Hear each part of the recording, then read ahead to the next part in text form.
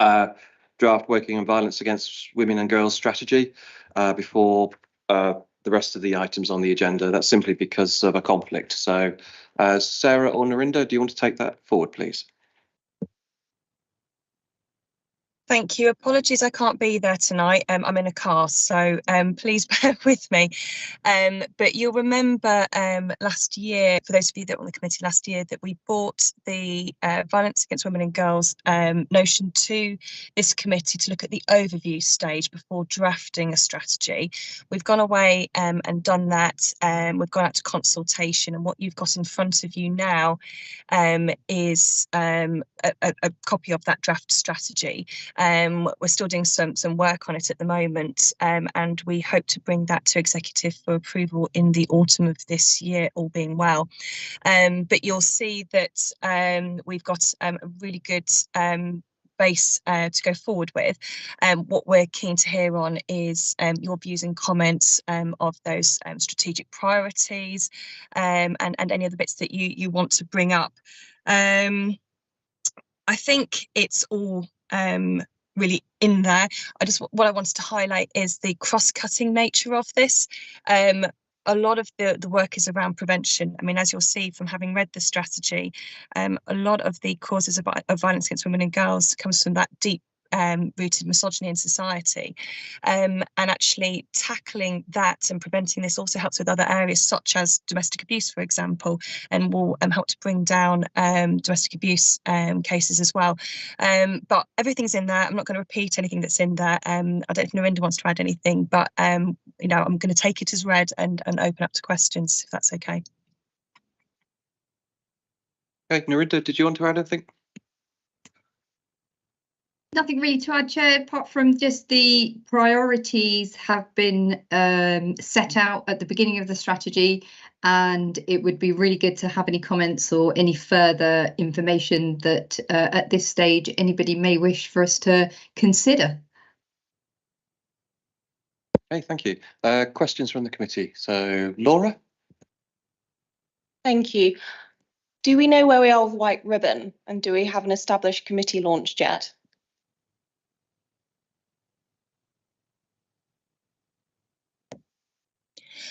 Thank you. White Ribbon's obviously a part of this, and it's part of the action of prevention that sits within this wider strategy. We have had some meetings with White Ribbon. We are looking at forming champions and getting some support on developing that work programme, that strategic side of things. But Narinder, do you want to add a little bit further as to exactly where we are? Because obviously it's remind me, is it it's a 3-year programme, isn't it? Yes, thank you, Sarah. It's a 3-year programme, as Sarah's rightly said. So it's a long journey enabled for us to achieve White Ribbon accreditation, and we are currently just having a look not only through the framework of the Violence Against Women and Girls strategy about how White Ribbon is best under which sort of work stream it's best delivered, but also to build on the existing work that we have started and made great inroads on in terms of White Ribbon. So as Sarah said, we've got a framework in terms of how it will be delivered locally in draft. We're also looking to put together a workshop with key stakeholders, both internally and externally, who would be very instrumental in the delivery of White Ribbon, which is currently underway. So we're just looking at a couple of dates, some save the dates in the diary should be coming out to key stakeholders imminently with respect to that.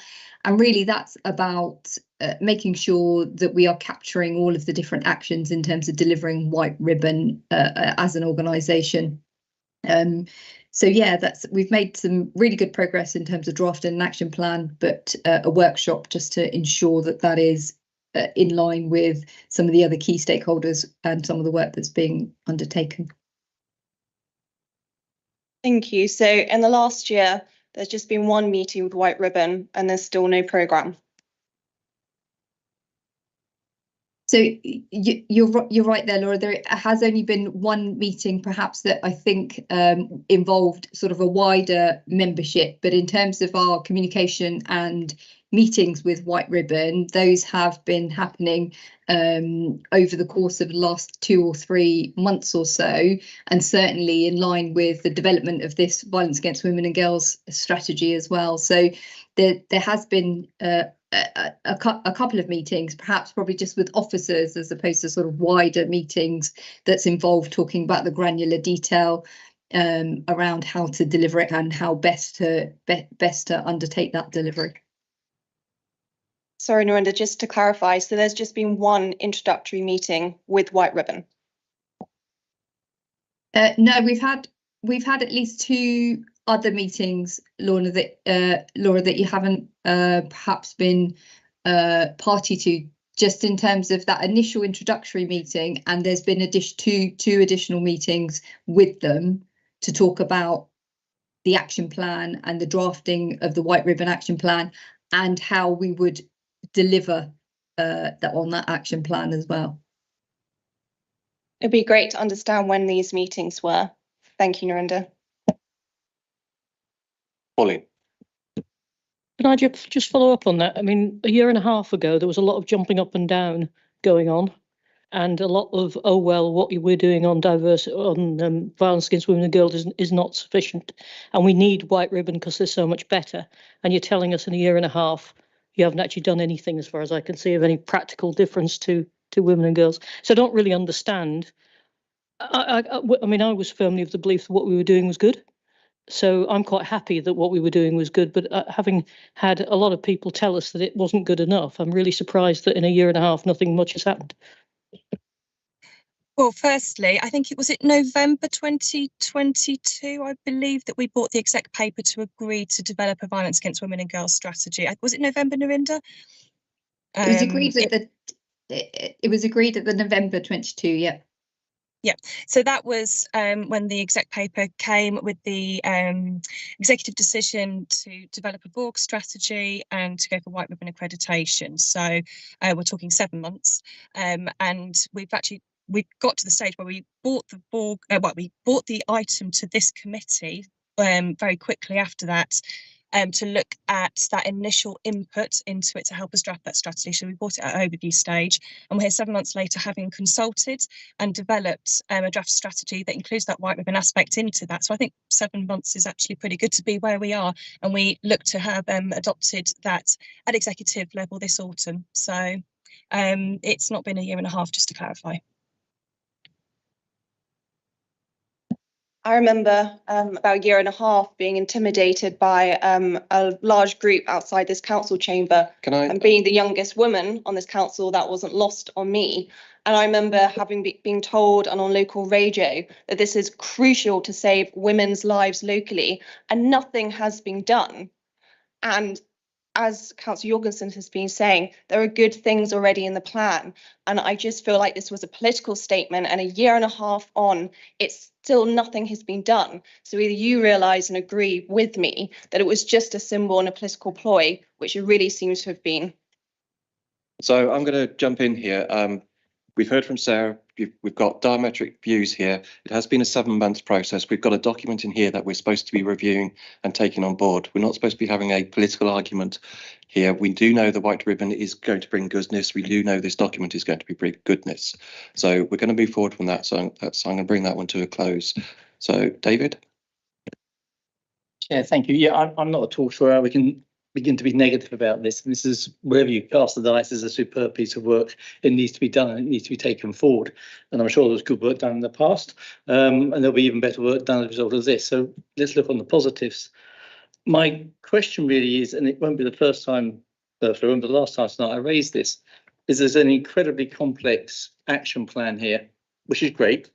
I'm not sure how you will know a year from now, say, or maybe 2 years from now, the level of impact that you've had. And maybe that's not, maybe this isn't something where you put KPIs on it, because as I say, I think anything you do in this area will be positive. But in terms of focus of effort, I'm not quite sure that I see how you'll measure your impact going forward. And as a corollary to that, and I think I raised this when the whole programme came before the committee, is there not a risk that if you are successful, you kind of open the floodgates a bit? I think there are many other areas in society where we start to tackle problems in depth, particularly in these areas where people may have been reticent about coming forward in the past, and suddenly there's you tap into a stream of trouble and dismay there that may be even worse than we think. And if the resources aren't in place to deal with that, there's a risk that perhaps we raise expectations that we can't then fulfil. I'm not sure whether that's a realistic problem or not, but I'm just interested in your thoughts about that and, as I say, how we measure the impact of what we're doing. And I'm sure Narinda's going to add to this, but I just want to begin on that. Firstly, on the measuring of impact, and you mostly mentioned part of an action plan that's in there. Obviously, the action plan sits below the strategy. It's an example of some high-level actions in line with the Thames Valley Police action plan at this stage. Obviously, this is an area of development, and the strategy will sit as a separate document above that. This is going to be a strategy that is going to have various iterations of that strategy in future years. It's not a short-term thing. This is a generational, well, it's not generational, but this is going to take generations to change. So this is a very long-term, far-reaching goal, and we're going to see many iterations of strategies throughout this as we progress through that. So measuring impact in the short term is going to be really challenging because of the long-term nature of what we're trying to achieve here. I can't state at this moment in time exactly how we're going to measure impact short term, because that depends on what we come out with the action plan, and we'll have some shorter term KPIs as part of that. But obviously the long term plan is to stop violence against women and girls. I know that's a very big aspiration, but we need to be aiming strategically that high. In terms of floodgates, it's a really relevant point that you raise, and we know that I mean, looking at domestic abuse, which is a pillar of org, it is different as a pillar, but to give an idea, you know, we are seeing increased levels of people coming forward at the moment, and we've had to put more IDVA resource into our commission service to support that. The problem is not tackling this means we end up having more cases like Sarah Everard and others, and we have this continual stream of women who continue to be treated in this manner. And I feel that we need to do everything that we can to try and tackle that. I'll let Narinda talk more about resource and that particularly pertinent question. Yes, thank you, Sarah.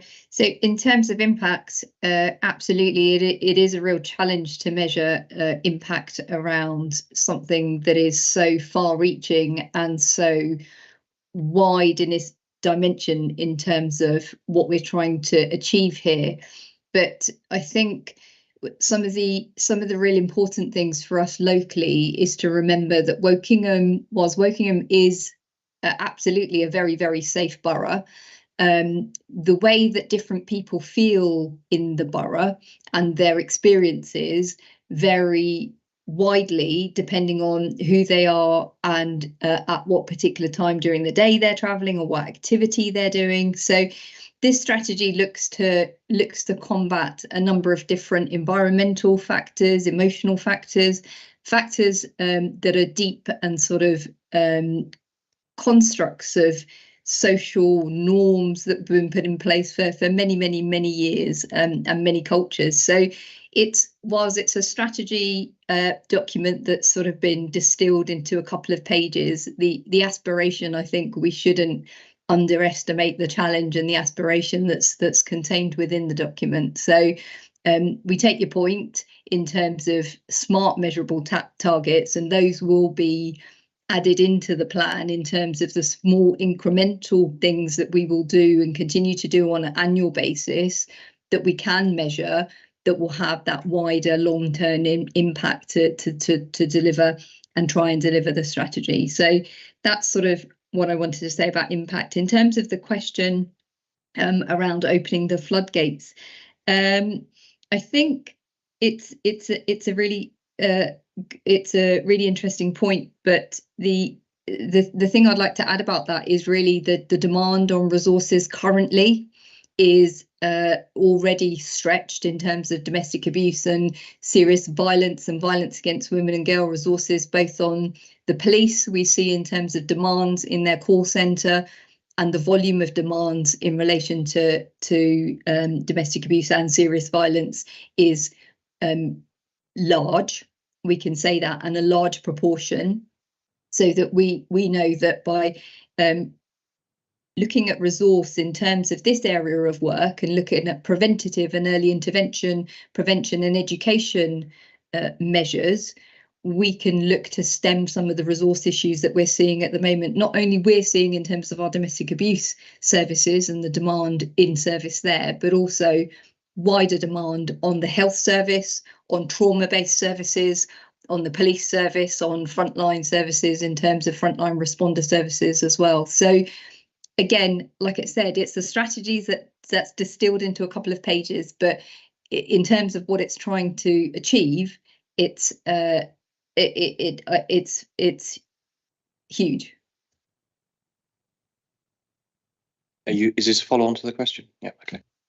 Yeah, just as a just as a point of clarification, I don't see how this can be an area where you can actually put targets against it. I mean, I'll be able to be proven wrong, but it would seem to be quite or verging on the inappropriate, to be honest, to do that. But that's quite different from measuring impact. And I think tracking back as you go through to say, okay, as a result of what we've done, this has been achieved. I think that would give you some sense of, are you putting the effort and the obviously limited resources that you have got into the places where that's most effective. That's the point I'm going to make with that. Yeah, thank you very much. What I'd say just quickly on that, Chair, is that some things are going to be easier to measure than others. For example, the demand in service, and also, for example, environmental changes. So changes to safe by design when we're doing, and I've talked to this committee before about getting smart and making sure that we're on point with planning, safe by design, lighting, the way flows of new estates work, parking, and all those sorts of safer by design type measures. Those things are slightly easier to measure, street lighting, etc., than some of the softer things on the other side, which is about people's experiences and their life experiences and changes in attitudes. They will be longitudinal things, and some things will be short term and easier to measure. So yes, thank you. Okay, Rochelle? As a woman who's experienced domestic violence, I think this is a very important subject that we do have to cover, and we do have to do it the right way and make sure that we protect all women. This is something that I won't necessarily talk about, but it's something that we do need to talk about all the experiences of different women and what they have happened to them. That wasn't a question, it was more of a statement. That's fine. Pauline. Thank you. David makes a good point, I think. It's quite a lot of activities in this action plan. What three things are going to be practically delivered that the victims of domestic violence are going to see that is different that the council does?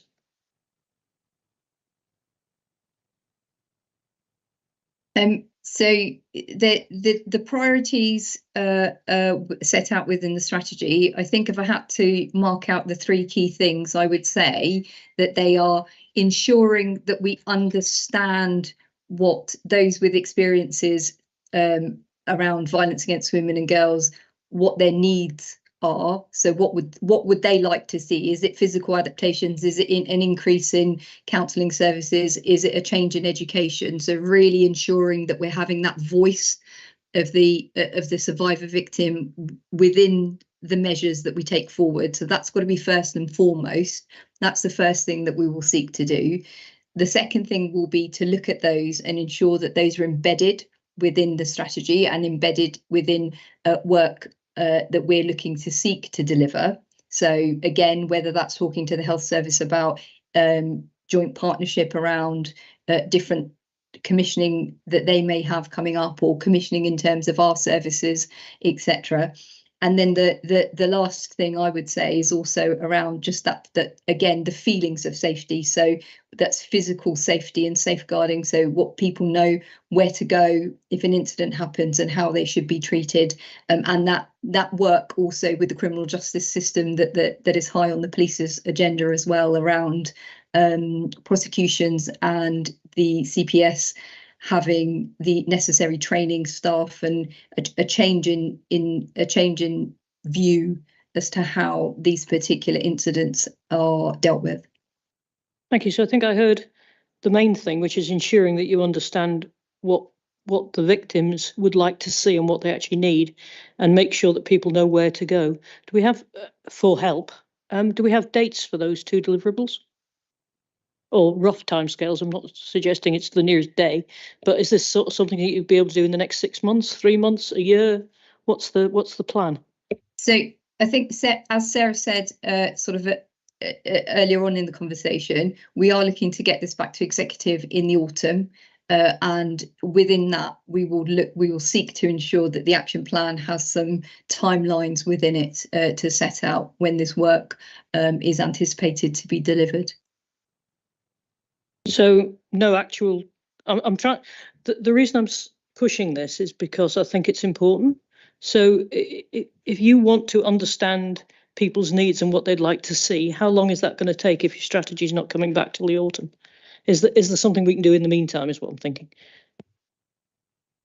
So what I'd say is, in the meantime, what we're doing, just because we're not bringing the strategy back, sorry, just to clarify that we will be, in the meantime, doing the work which is around doing some consultation with victim survivors locally to ensure that that voice is embedded up front. So whilst that strategy isn't to be adopted until that autumn sort of time frame, we are still doing the work in the context, in the background.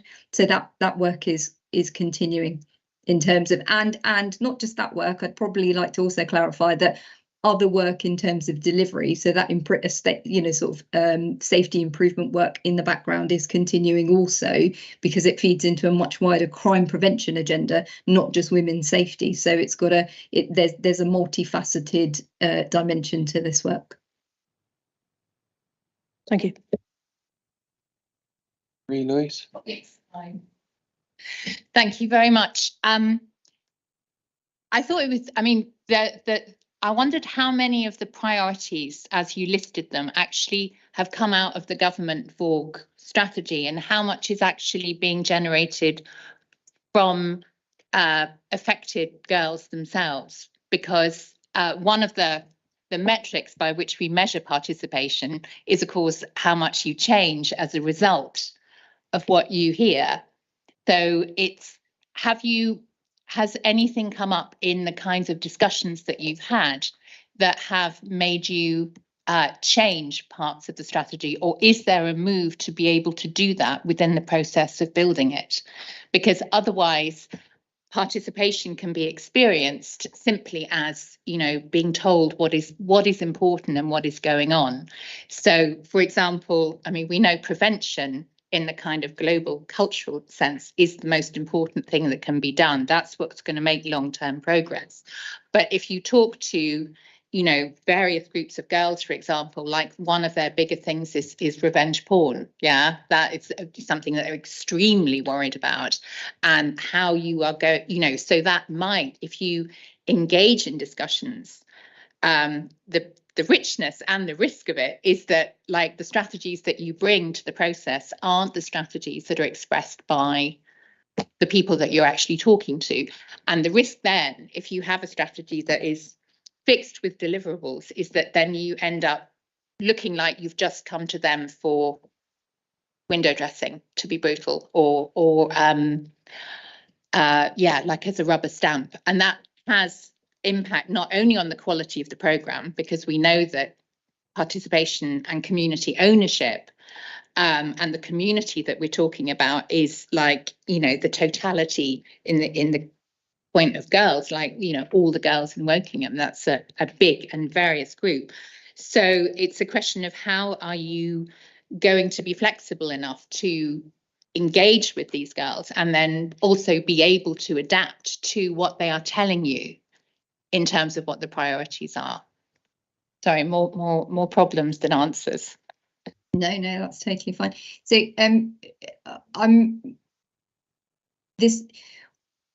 in terms of building the action plan and absolutely being clear about those smart deliverables underneath it, we are still in the process of refining and ensuring that that focus is a Wokingham focus.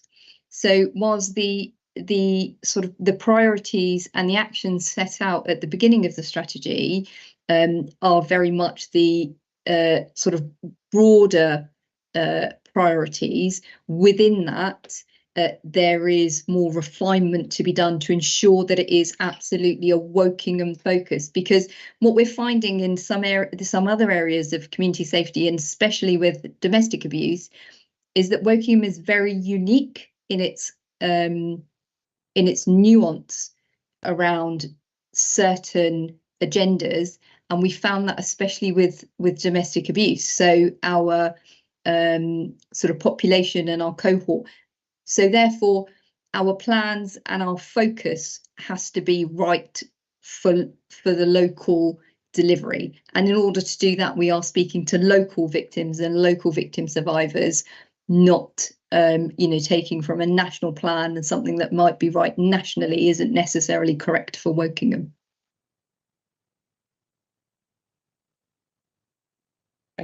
Norman.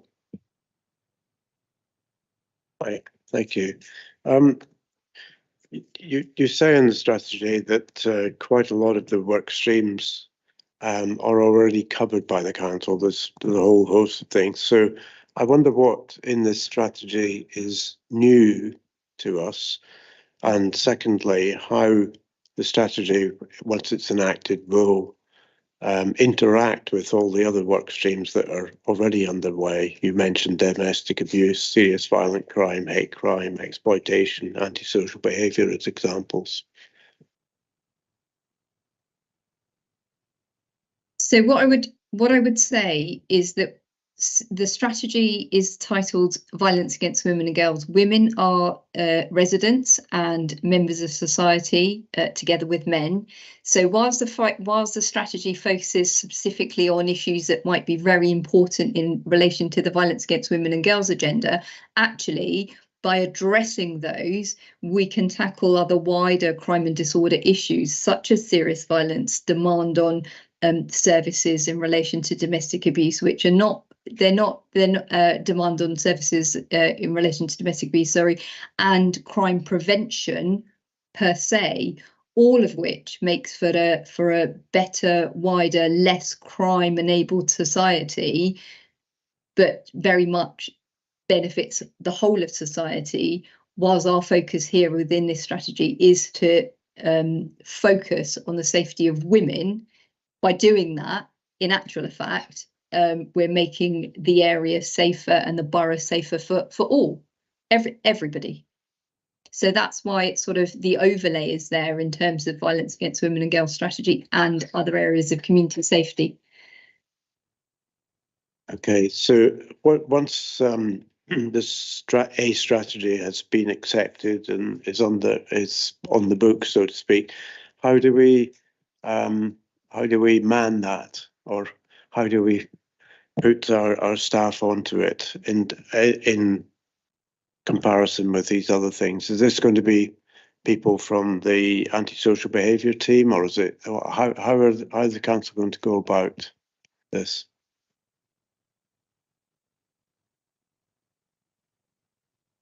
Sorry, could you just repeat the beginning bit there? Sorry. Yeah, sorry.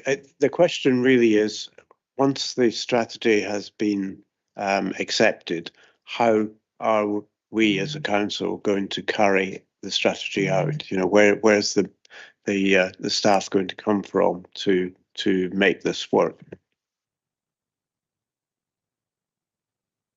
So in terms of resourcing at the moment, the strategy, like I said, part of what we're going to be doing is engaging with the local victim survivors to have a look at where their voice leads us in terms of a delivery plan and focused delivery points, smart targets in terms of that.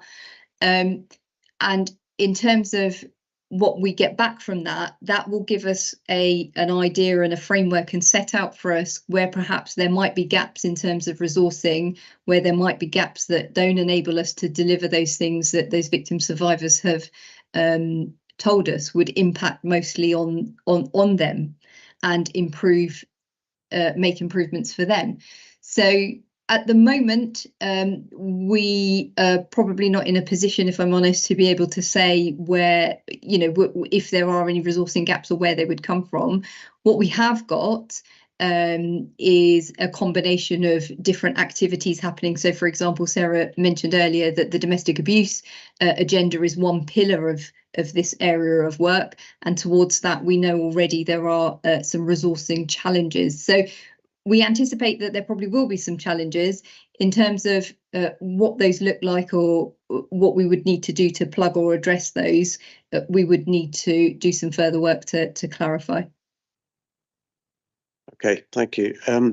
If I can just follow up with a slightly different, it's a different question. In the priorities, you've said raising local awareness of the issues and involve, engage and empower communities to seek, design and deliver solutions.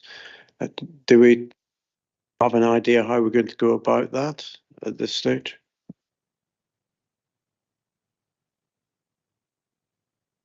So prevention, we have prevention and early intervention is features quite heavily and largely in community safety as part of the wider community safety agenda across domestic abuse and violence against women and girls, simply because, and somebody mentioned it earlier in the room, that prevention is one of the key things that we can do. So that activity is looking through signposting, education and awareness very early on in schools through PSHE. It is having a look at changing and developing our communication strategy and plan through all of our social media platforms, in person changing, but also encouraging conversations as well. So, for example, the White Ribbon campaign and others to encourage conversations around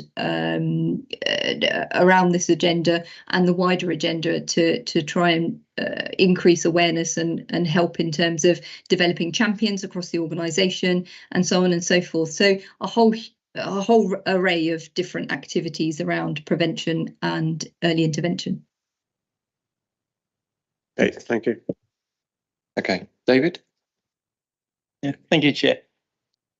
I wonder actually, when we look at this, one of the issues we're having in the room here is that when we go through the action plan and the information that precedes it, it's a bit mind-boggling. I mean, it's a huge topic that you're tackling here. It goes to some actually fundamental problems in society. It is hugely ambitious. And I think what two or three of us have been saying, maybe in different ways, is to get a sense almost of the 3D timeline to it. And I think you've expressed yourself a number of times to say the first priority will be to speak to victims locally and to understand their needs and let the strategy be guided by them. Maybe just as a build on the excellent bit of work you've done so far, you can make that bit a bit more obvious in the documentation and the outline going forward. And then which of these various parts of the action plan are going to be carried out by other work streams, so not directly by this particular focus group, but it will be picked up by, as you say, the sort of antisocial behaviour team or whatever. So I think it's great. I think we're just a bit gobsmacked by it, if I'm honest. And actually, to give it that kind of timeline that says in year 1 it's going to be this, in year 2 it's going to be these focuses, in year 3 it may go over there depending on resource. I just think that might help people come into it fresh or from the first time to get a sense of this is where you're going now. I hope that's helpful. That's very helpful, thank you. Okay, any other questions from the members? No. I've got a couple of points I'd like to bring up. Oops, I did have success criteria coming down, but I think that's been covered by previous questions. One thing I noticed the other day, the police put out a detail of what a patrol had done during the day, and the vast majority of it was domestic abuse, which really shocked me. And that makes me think about communication to the wider community as part of this strategy, to make sure that people understand that it is a problem and it's recognised as a problem, and that there is a way to seek help, but there's also ways that we shouldn't be doing it, if you know what I mean there. So that's just a point I'd like to make. One of the action items talks about talking to banks. I hope that includes the banking hub that'll be coming along, because all the banks are vacating the high streets. So you might want to detail that.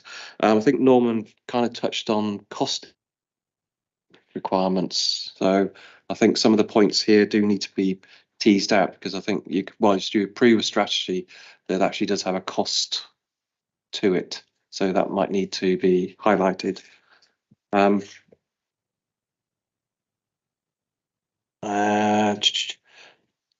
I did, there's various bits of it I do like. I liked the approaching the local providers, talking to them. So I thought that was very, very good, as opposed to just going forward to a national provider.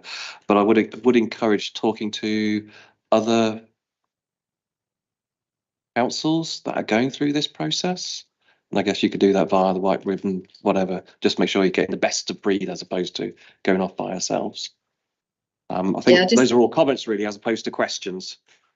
Thank you very much. Just coming in on that last point, Chair, we are talking to particularly a council, Basingstoke Council, who have just embarked on their delivery of this. So and a little way through it. So we are speaking, and to others, about that good practice, about that journey they've been through, and also their learning points in terms of learning from their learning points. So thank you. Just on, sorry, Narinda, on one of the early points that Pete made, I just wanted to clarify, was it 70% of calls to Thames Valley Police are domestic abuse related? Was that the statistic we discussed? No, it was just a work day of a police unit of what no, they... sorry. So my question was to Narinda. I believe that from the Community Safety Partnership, I think it was 70%, was that the figure? There was this figure being used, but it wasn't quite as it was being understood. So approximately 70% of the calls being made into the call centre for Thames Valley Police are in relation to serious violence, and of that proportion, a large proportion is then in relation to domestic abuse. So overall, 70% of the calls going in are in relation to a violence related or a serious violence related offence. Of which a large proportion of which is in fact domestic abuse, which mirrors the point being made by the chair earlier of this committee about the large proportion being in relation to domestic abuse incidents. Yeah, I think I was just trying to expand on the fact that was one day that had been highlighted, but it's not, that wasn't an anomaly of the day. That's a really hard phrase to say. But obviously this stretches further than domestic abuse. We know domestic abuse obviously it affects all people, obviously, and violence against women and girls, domestic abuse is part of that, but it's much wider than domestic abuse. Okay, any other comments from the committee? Laura. Thank you. There's been lots of great suggestions made around the table today. I suppose, when do we think we're going to see a strategy where we do have the measurements, where we do have the feedback, where we do have what we're going to be able to deliver with this? Roughly, what time will that be?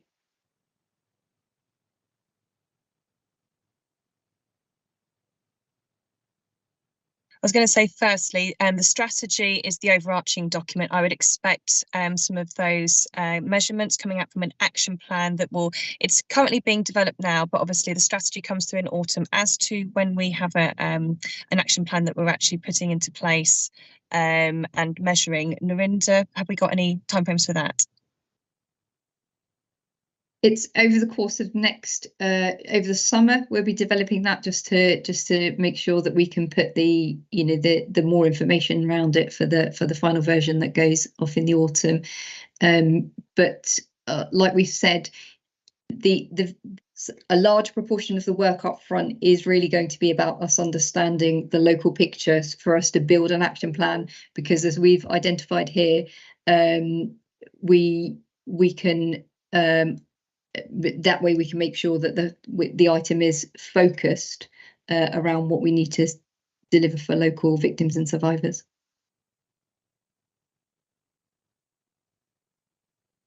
Okay, there are no other comments here, so I'd like to thank you for your time. So thank you, Sarah. Thank you for Narinda. And Thank we'll you. move on to the next agenda item, which is, sorry. Oops. Bear with me, my apologies. The Directorate Priorities for Resources and Assets. So I guess that's Graham, Imogen. Yeah.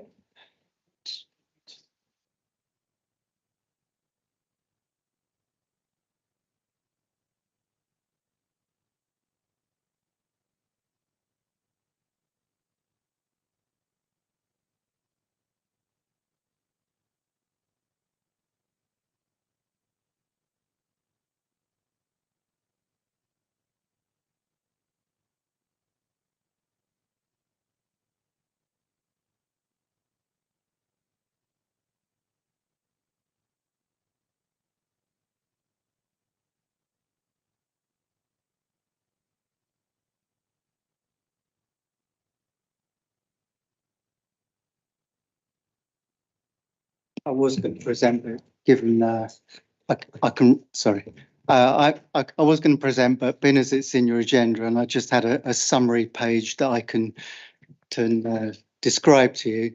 So if you imagine the beautiful pictures of the honeycombs, I've created one for the whole of the directorate, and in the centre is value for money. So value for money is maybe some consider that to be quite dry and a financy acronym, but it's actually at the heart of everything we need to think about going forward. So I'm describing to you value for money in practice is in anything we do, we need to first, through our data and our insight, understand that we have a demonstrable need. And then having understood there is a need, we need to clearly identify how it ranks in terms of a priority for the council, because we won't be able to address all financial needs. Having understood there is a need and that it's a high priority, we will then have to go about securing the most cost-effective way of meeting that need. So those three things are absolutely vital in all of resource and assets work, both in terms of the work it takes amongst its own directorate, but in terms of the support and intervention and advice and work that it takes on behalf of the whole of the council. Now, going round the various services, this all sits around value for money. So everything we do will sit around value for money. So I'll start with governance. What's governance got to do with value for money? Well, governance is all those things like scrutiny, like clear roles and responsibilities, the role of the head of paid service, the statutory officers, our behaviours as officers, our behaviours with councils, how we work together is absolutely vital for being a council of good value for money. And if anyone was in any doubt, if you want to read the section 114 notices of Woking, of Slough, of others, at the heart, Cheshire East, you'll see there's a breakdown in governance. So somewhere along the line, either the 151 isn't being listened to, or relationships are broken down, or there's a bullying culture, or there isn't transparency, things aren't working well internally. Quite often, it's not just a financial failing. The financial failing is as a result of a breakdown in governance. So governance is about having the right practices and infrastructure in place to undertake good business in the context of we're a local authority. You'll see there's pages there around governance. So Andrew Morton, the AD of governance, has written those as his key deliverables, and I'm sure many of those won't surprise you. So going to finance, well, that's much more obviously aligned to value for money. We must set a balanced budget, an MTFP, revenue over 3 years, capital over 3 years with at least the first year balance, and there will be tough decisions to be made. And like I say, they should all sit in the context of the need and cost-effective delivery of the need. So I think strategic finance, you won't be surprised that that's obviously a key objective, and all those major events around strategic finance. Then we have assets, and in assets, I would say it's twofold. It's delivery of assets. So whether it's a solar farm or Gorse Ride, that's in line with our objectives, our needs, and it's the protection of the assets that we have to make sure that there are sound and safe, but also they're attractive to the market to generate yield, interest and rent and all of that, and that their legal rights are protected. So assets is both asset delivery and also asset protection. Then there's we provide support services, the Resource and Assets Directorate, and there's a whole host of work in there, but procurement, commercialisation, financial advice. You can see how value for money is a strong overriding consideration in that. And then the final honeycomb, if I was going to show it as a honeycomb, was delivering direct services. And in that, I include revenues and benefits. So we collect the highest percentage of council tax in the country and continue to do so despite the challenges out there with the cost of living crisis. Same with business rates. And of course, the provision of benefits is a critical part of that service, especially amongst the challenge in the cost of living crisis. And then we have sports and leisure, which I would say 2 main points to sports and leisure is for in universal services where people can pay, whether it's universal and beyond, we should seek to make a return to the council to pay for its other service costs, whether they're social care workers or pothole filling or what have you. And it should have a strong focus on delivery of public health outcomes. So that's kind of my summation of the directorates. Each of my AEDs has gone through with me to produce the view from whether it's governance, assets or finance. And I was just giving you a summary of bringing that all together. So I won't waste your time by going through the slides. You have them, and I'm sure you want to ask me some questions. First of all, Imogen, did you want to make any comment? No, not really. I mean, it is at this point, it's Graham's presenting what falls under his directorate, but if there's any questions, in terms of strategic direction, you can do that. Okay, thank you. Pauline. Thank you. Thanks, Graham. Thanks, Imogen. You won't be surprised by this question, I'm sure.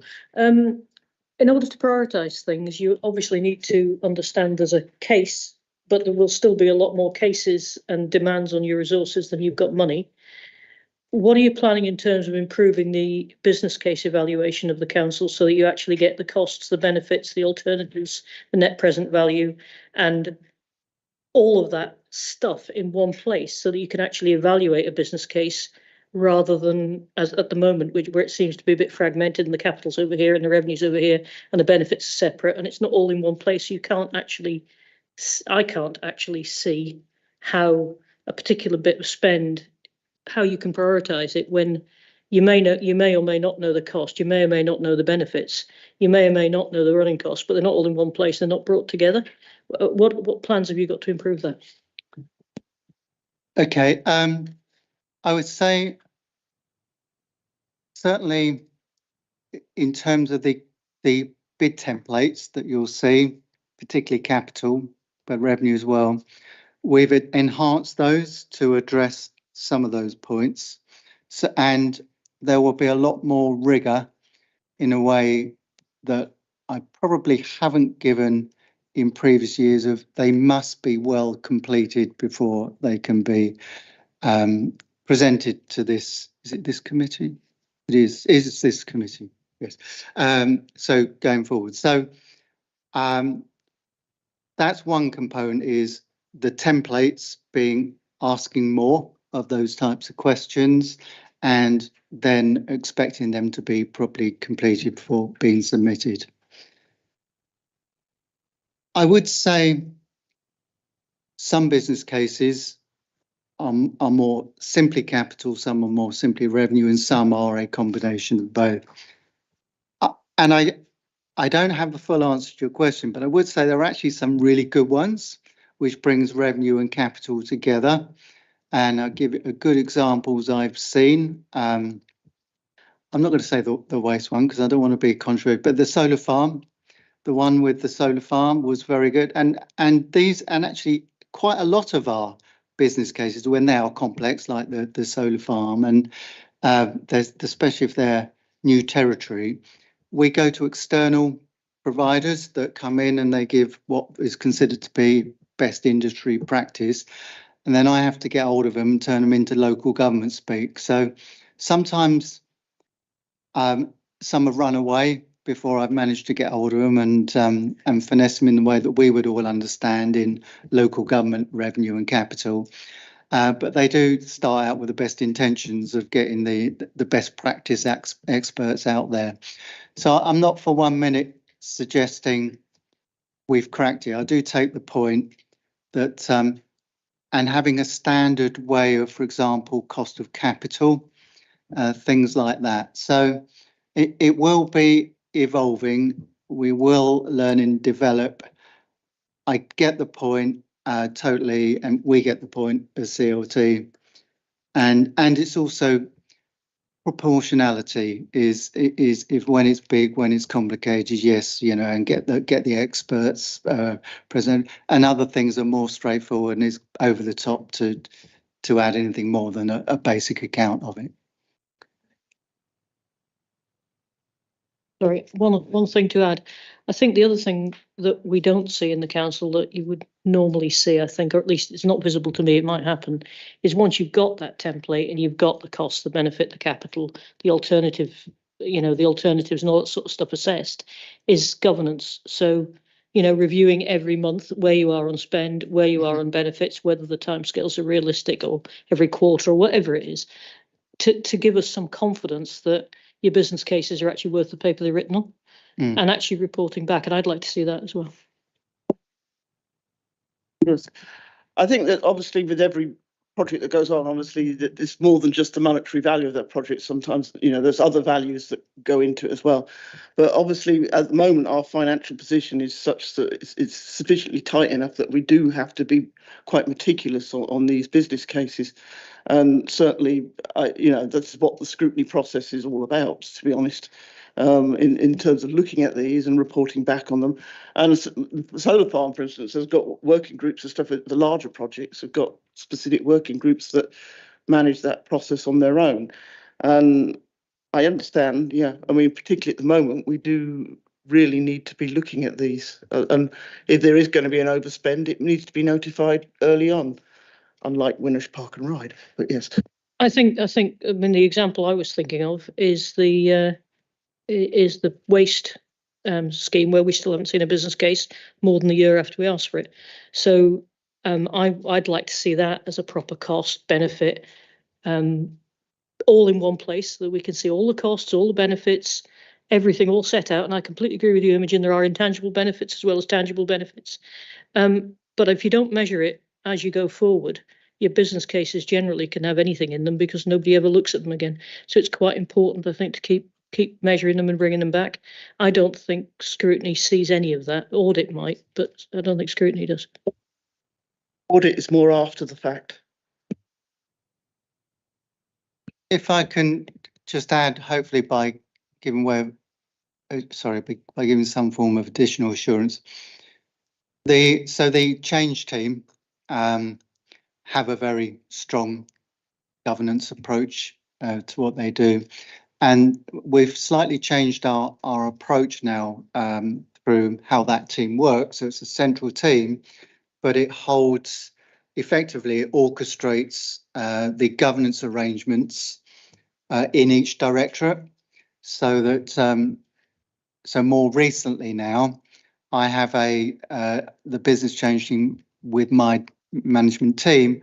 We'll list all of our key projects, and we'll do all of that good governance around each to be even more on top than using the existing systems, for example, just the capital monitoring or the revenue monitoring or what have you. So certainly internally, that approach has strengthened. Not that it didn't exist at all, but I think it was probably more selective. David. Yeah, thanks, Chair. I mean, just following up on this point about business cases, I mean, it's fascinated me ever since I was elected to the council, because having dealt with business cases a lot in the private sector.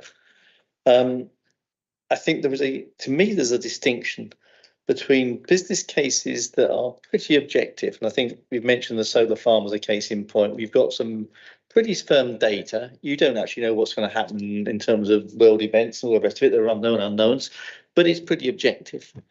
There are other business cases that come forward, and let's take the waste one as an example, where part of that is based on assumptions about future behaviours. And there always will be assumptions, because you can't possibly know what people are going to do. And you might make the best assumptions that, we do make the best assumptions that we can. And while it would be, I think, correct to go back and say, okay, were those assumptions justified? Were they correct? And if not, what could we learn from that?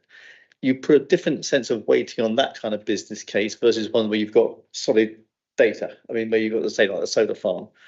And I think somehow we need to, you mentioned it just now, Graham, about having business cases that are fit for purpose or appropriate. I think somehow we need to, within the workings of this group maybe, but find a sense of how do we scale those business cases so that we don't sort of bog officers down in spending huge amounts of time about trying to improve guesswork versus where we can get data which is actually robust because it's data and which will inform a decision. I don't know if that makes sense, but there's a balance in there somewhere between, no one ever presents a bad business case, do they?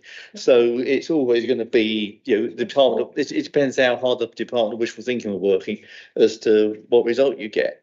And in my work experiences, you very rarely found, other than the most objective business cases, outcomes that actually match the numbers that were put forward. I've never seen a business case without assumptions in it, whether it be passenger numbers or revenue or the price of oil or any number of things.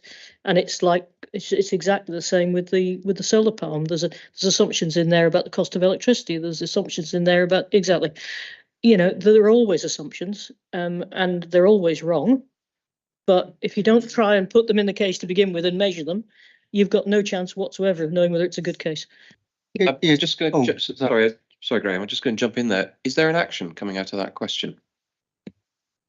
Yeah, I think I don't know how we take that forward. I mean, I was thinking, is it some kind of small working group or whatever it might be? But Pauline's right. There's assumptions, but I think there's assumptions with various levels of certainty attached to them. And where you've got a high level of probability, shall we say, that the assumptions are correct, it's different from where you actually are rolling the dice and hoping a bit. So whether it's a sort of a subgroup, a working group, whatever. But my other question was going to be to Graham, which is related to this, is about speed of doing things. I mean, the oldest truism is time is money. And I'm conscious that every time we make more demands on you for another business case or whatever it might be, that's a whole part of officer time that gets gobbled up, and we can multiply that exponentially almost through many things that we do. So it's a question of how do we help? How can the council speed up some of its decision making? And as part of that, in this area that we've just discussed here, is there a way where we can, in a cross-party way, work out a process by which we get the right amount of information according to the right case coming back to this committee that doesn't bog you down doing unnecessary amounts of work. I think you raised some great points. Firstly, of course, long-term business case is net present value, and they all look, beautiful number arrives, and that's it, and we compare against another, and yet there's myriads of hypotheses, assumptions, speculations, and some are massively more speculative than others, which is your point. Some you can maybe do trend analysis last 10 years and go, therefore the next 5 years could reasonably be this. Others is like, we've never done this before. No one's ever done this before. We've got no idea.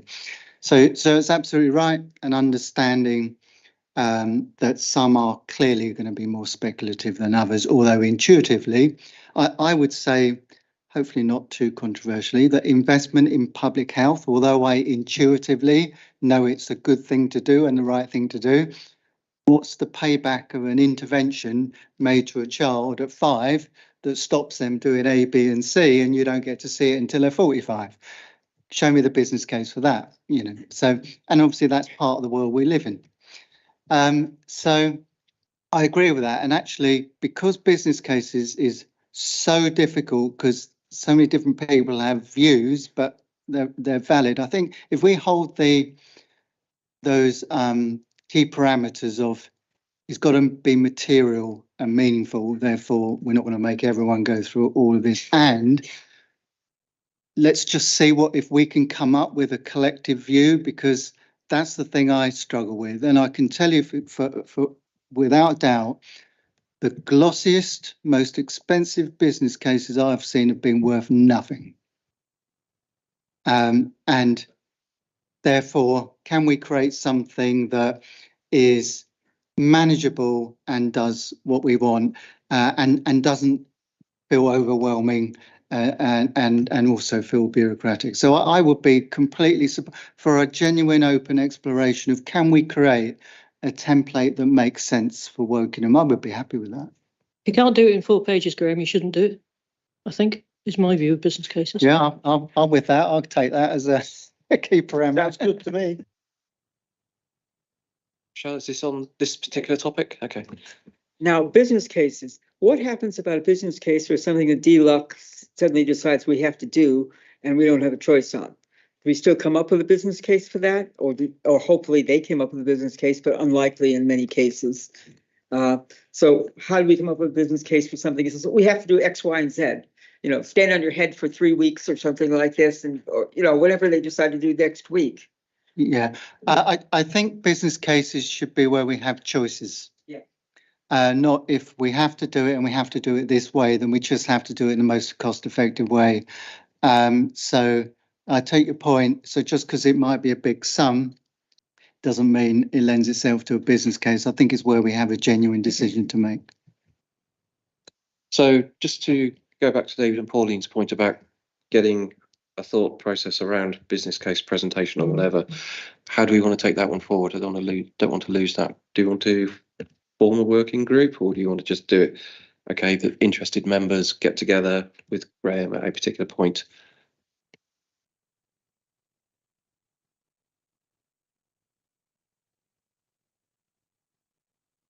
I would like to ask, what is it that you guys want to look at? As far as I'm aware, these things come to the scrutiny committees. That's what they're for.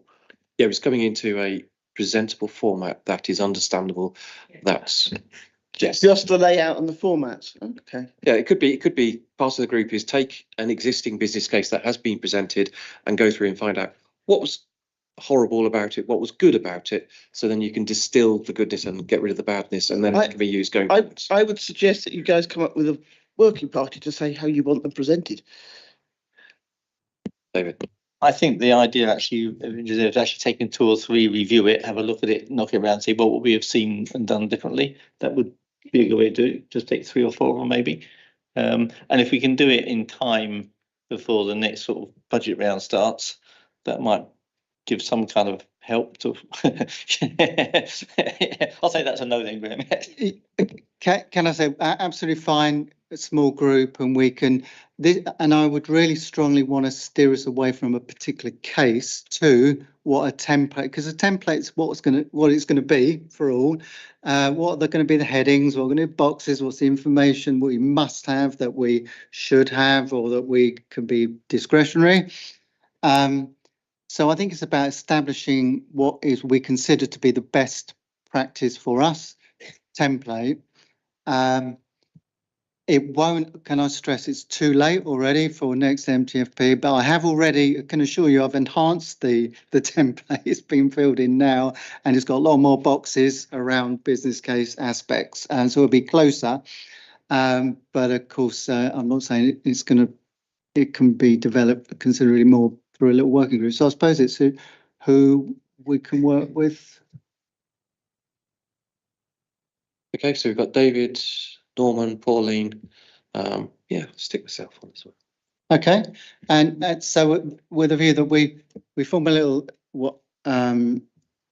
unofficial group outside of here, and then we bring it back here as having thought about it. This is what we think will be the model template to use for all going forward of the over a certain quantum in size. Yeah. Go on, Pauline. Just add one thing. I don't think it needs to be linked to the MTFP cycle. Once we've got something that works, it should be used for everything going forward.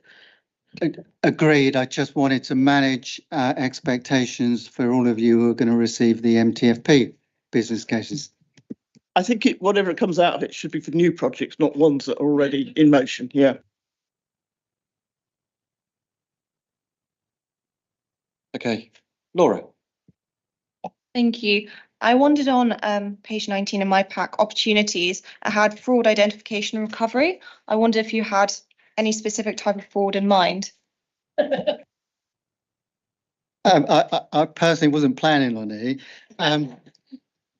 but we were looking for to add resource actually to more than pay for the post around all sorts of between all of our various systems, so council tax, benefits, NFI products, or what have you.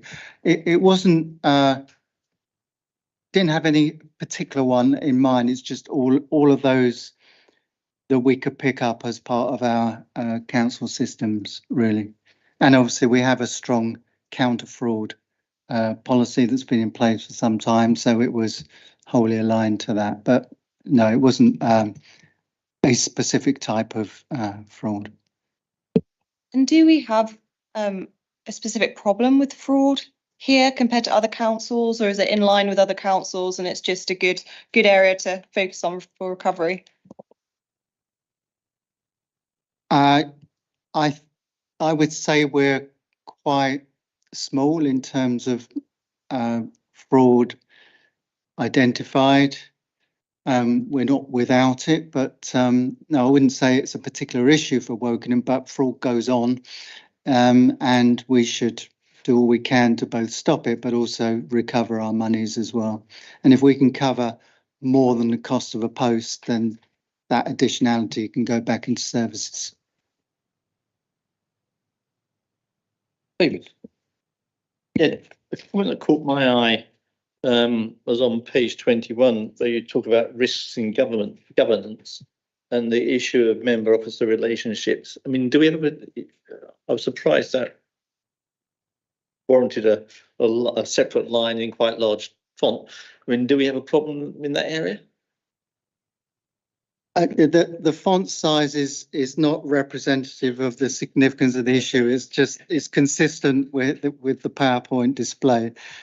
I think there is quite a high level of complaints, and I know our monitoring officer gets very consumed by that, and some it's not trying to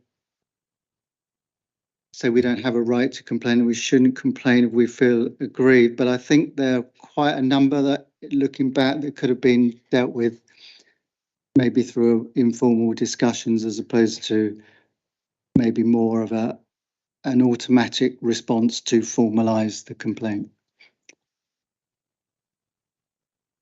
These come through the standards committee. You see all the lists of things in there. I'm on the standards committee as well, and they are mainly complaints about councillors, whether at town and parish level or our level.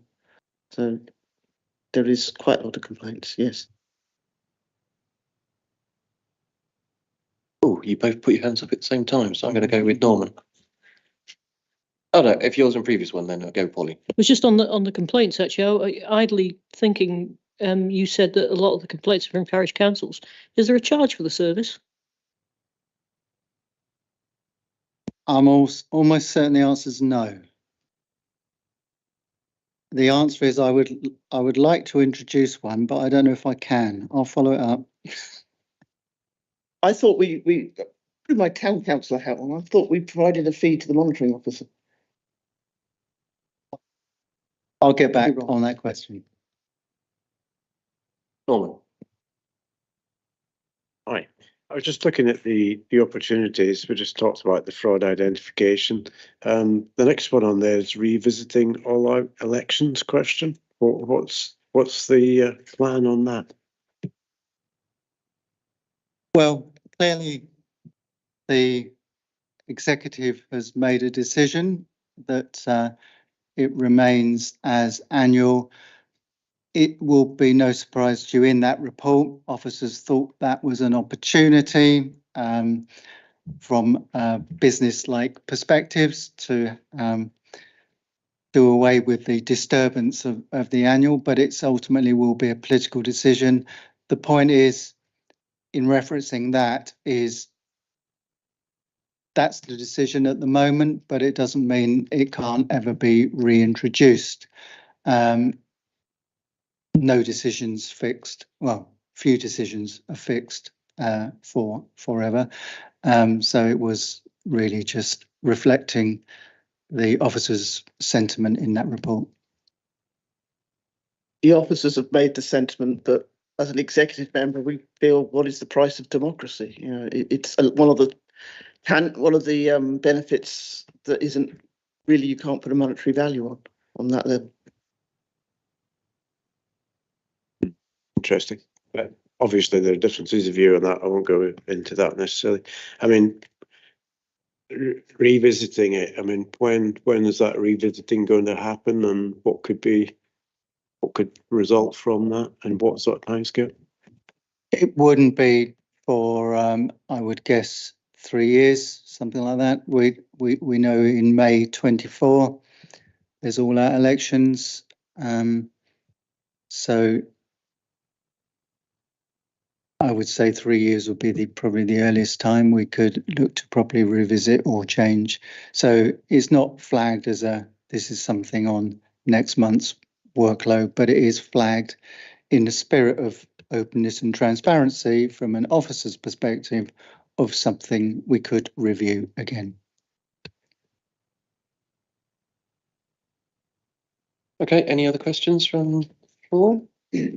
Norman. I mean, again, just going on modernising internal audit. What does that entail? Does modernising mean a less cost service, or does it mean, well, what does it mean?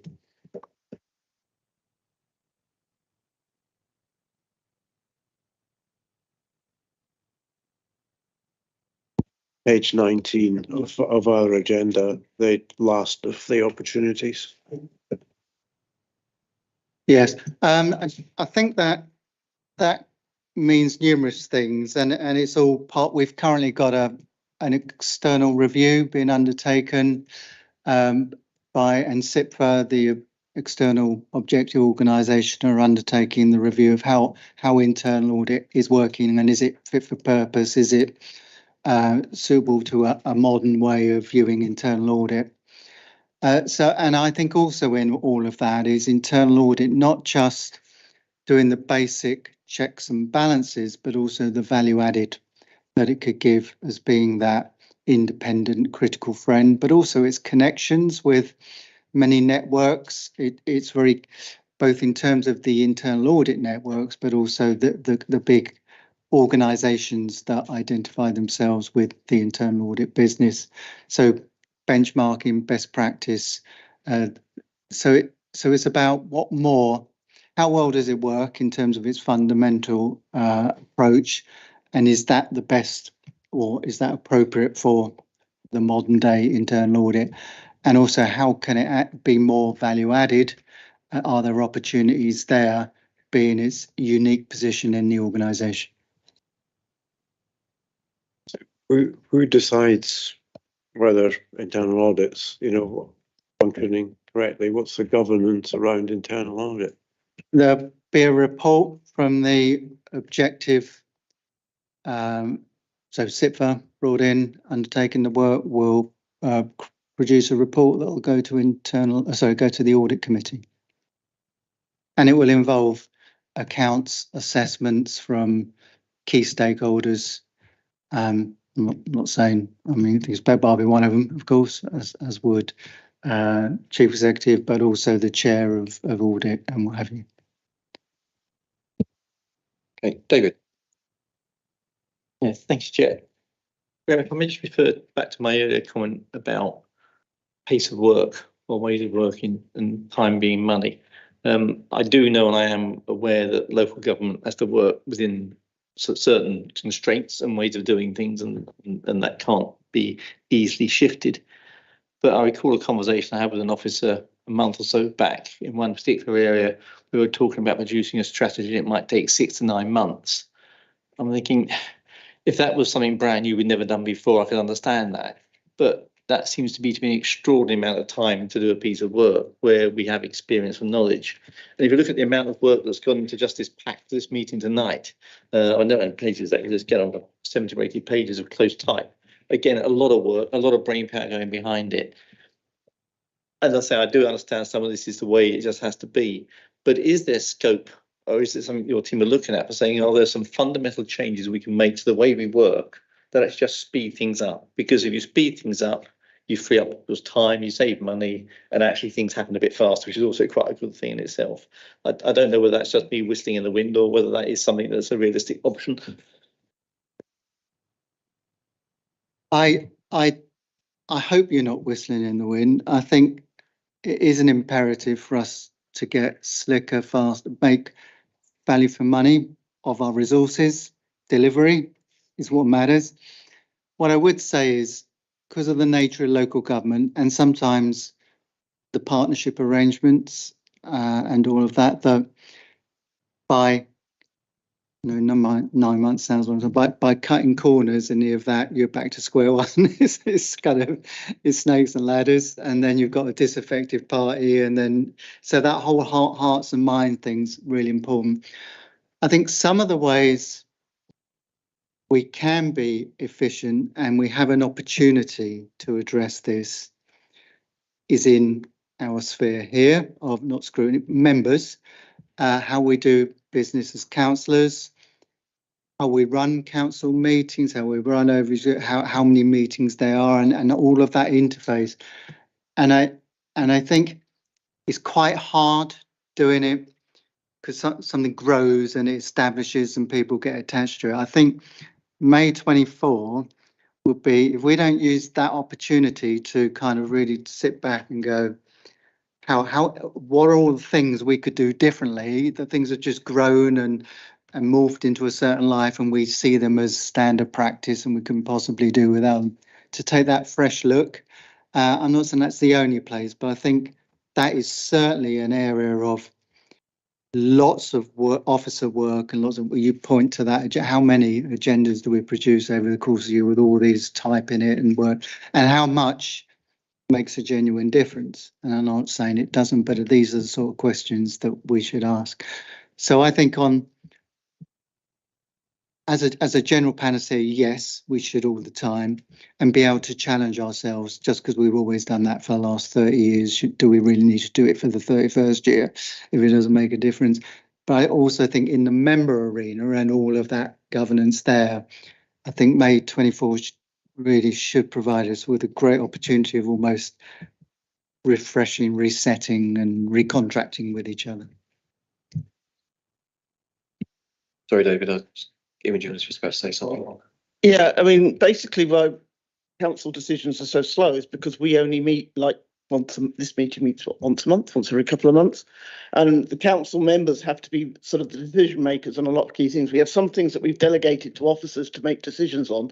So they can make some of the smaller decisions, but for the bigger decisions, it's got to wait for a council meeting and the decision-making process through a council, because we're spending public money and it has to be accountable and auditable and it has to have good governance behind it. So that slows down the decision-making process, which is why you're going to see 9 months. I mean, I work in IT when I'm not here, and we have to make a decision in 5 minutes sometimes, but obviously, if you're making a long-term strategic plan of something, upgrading a data center or something like this, it can be a very long time. But here, of course, the nature of how we make decisions is what slows it down. Very quickly, David. I think that's absolutely right, Imogen, and I think Graham's warning earlier about cutting corners and being thorough, slough, working or wherever else is a red light to all of us. But I'm not suggesting we do that for a minute. But I was quite interested in what Graham just said about next year being an opportunity to reset some of this, because I think I'm conscious we as members do create a lot of work, and not all of it adds value. In fact, I suspect most of it doesn't. And it would be good to know how we take that forward. I think the one thing we have all got in common here is we're trying to work to deliver the best we can for the people of the borough. And sometimes we forget that, I fear. But how do we actually refocus that? If that opportunity exists for next year, actually the clock's already running down on that. How do we actually pick that up and say, okay, how do we change our ways of working to increase these efficiencies? The answer to the specific question is our monitoring officer, Andrew Morton, is already working some of these thoughts and ideas up, and we'll be working with CLT, and we'll be bringing it to the member arena as soon as we can. But a good example is how we run council.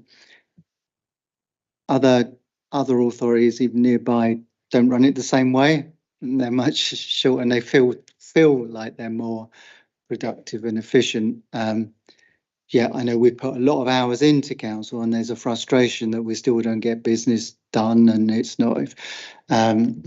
So anyway, I think there are different ways of looking at things, as you said, and already I know Andrew's looking at that. Polly. Yeah, I think that's a really good point. One of my old bosses used to say that the best way to make an organisation more efficient is to have less people involved in the decision making. And you've got a right. Nobody would ever design an organisation like this. It's just it must be a nightmare working in a council with so many people who think they've got the right to make a decision. I think when you do that work, have a look at the roles and responsibilities of the executive and members. I sometimes think of the executive as non-exec directors. I don't think that's how they're treated. Quite often, the public think they're the managers running the service, and I think having clear roles and responsibilities that the public understand as well might be helpful. So yeah, I have a lot of sympathy with how difficult it must be, because you've got at least one set of bosses you don't, that more than most people do. Okay, any other comments around the table? No. I do have one, which is you mentioned value for money, and mine is really, do we constantly measure the value of money we're getting out of the partnership with private companies? I can give you a list of all those, but I won't. Because so this sits in the area of procurement, commissioning, contract management, and all of that cycle. Without doubt, that is an area we have improved substantially on and need to work even harder at. George next to me is under his directorate. There's quite substantial contractors that you will be familiar with. Also, there's quite a few in corporate.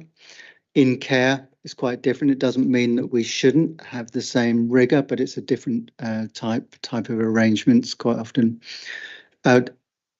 We have an organisational foundations programme with like 6 of the most, it's now 5 of the most important things we should be looking at, and contracts and procurement is one of those, to get the best value out of do we need it in the first place? If we need it, because sometimes we buy things that we don't need.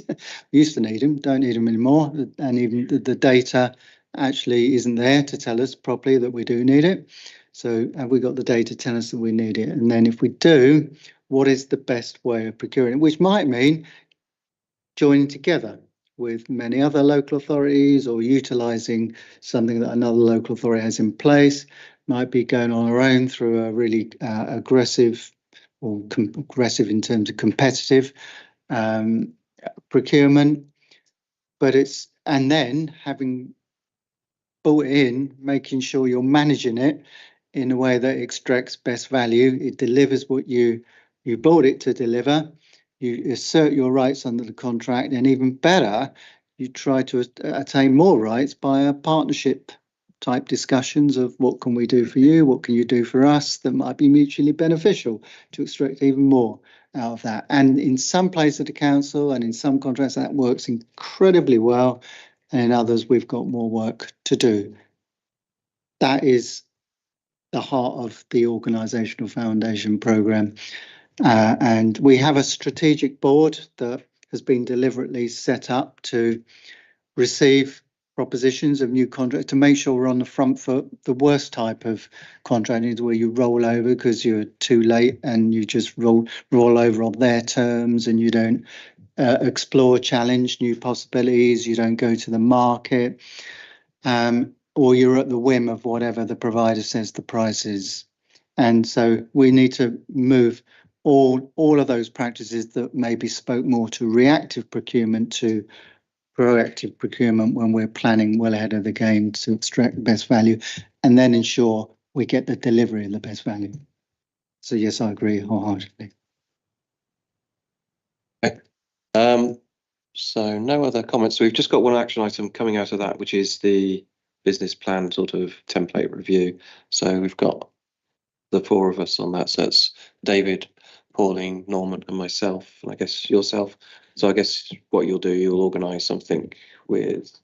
Yeah, I think it will be myself and Sally who runs business.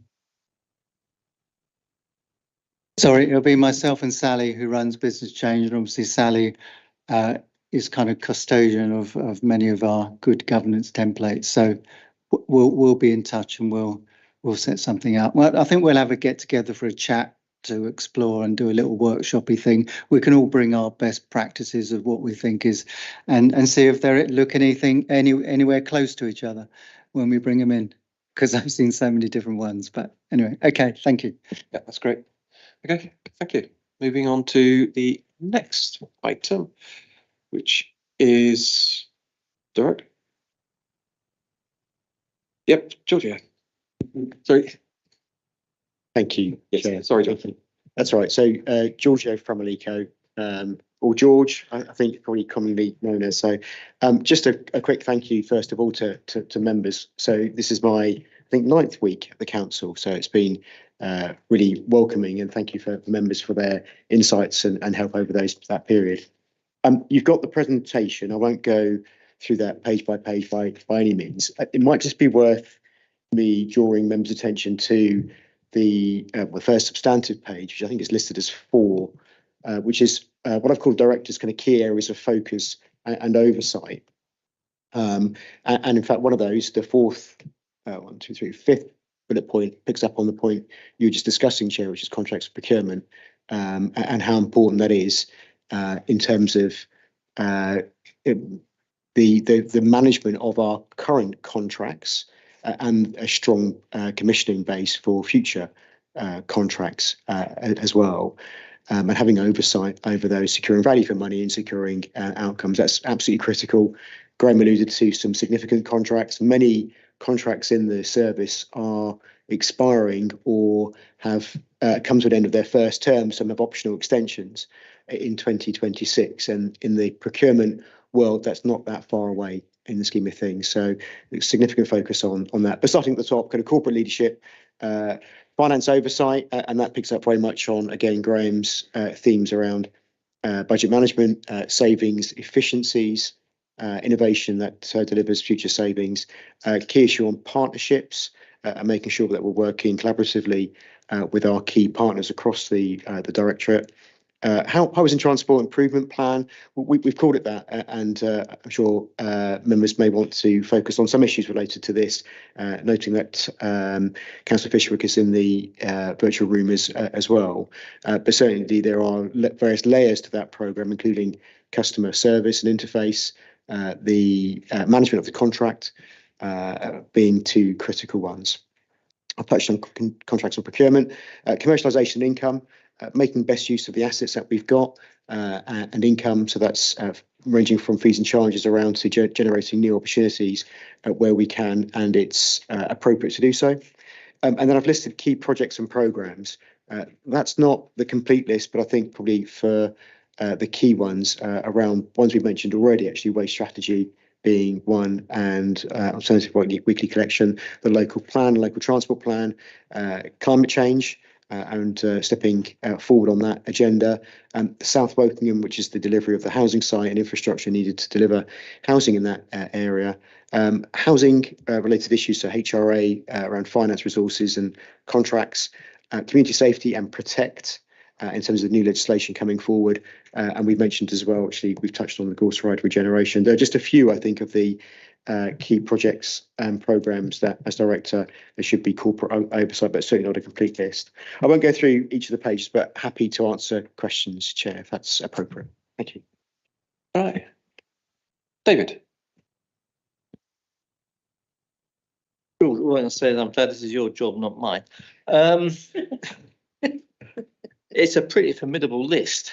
I think one of your predecessors, Steve Moore, mentioned on the induction meetings of the council that he had about 5% of the budget or something ridiculous, but all the problems that all of our dependents wanted us to solve. And I think this sums it up rather nicely. How are you prioritising? I mean, is this a process by which you're moving forward a step at a time on a whole broad range of issues and keeping the plate spinning and hoping that no one crashes to the ground? Or are there some key priorities in here that actually you're seeking to push forward on quite quickly and deliver as quickly as you can? I think it's probably a bit of both, to be honest. There are things that are need to have absolute focus on now. So in terms of key issues, highways and transport features very heavily, and that's mainly because of the interactions with members of the public, parish councils, members' views on concerns about the programme and the service. Certainly financial oversight, and we're, again, as Graham alluded to earlier on, we are in the process now of looking at budgets and savings for 24-25 and starting that process off and making sure, actually, that as we start as early as possible, we're developing, again, business cases that are thorough, that are comprehensive and that are deliverable, and that they've got staff ownership over those as well, so that they, that they own those savings, that they can deliver those savings in the forthcoming future. So, and perhaps in terms of key issues, that local plan and waste strategy, they need to be taken forward. Again, very important. I think we do that. I'd also put in housing there in terms of some changes in the structure of the team and making sure that we continue to deliver a really effective service to our tenants and that they remain safe and sound in their homes, and we're supporting those that are most vulnerable. So yeah, it's very difficult to kind of give you an intro of each day, but I think to go back to your point about the role, that we've got a really good team here, very dedicated officers, very committed officers to the place and the people of Wokingham, and because of that, then you've got you've got those teams who can be effective in this space. And for me, it's just checking in and making sure that they've got the resources that they need.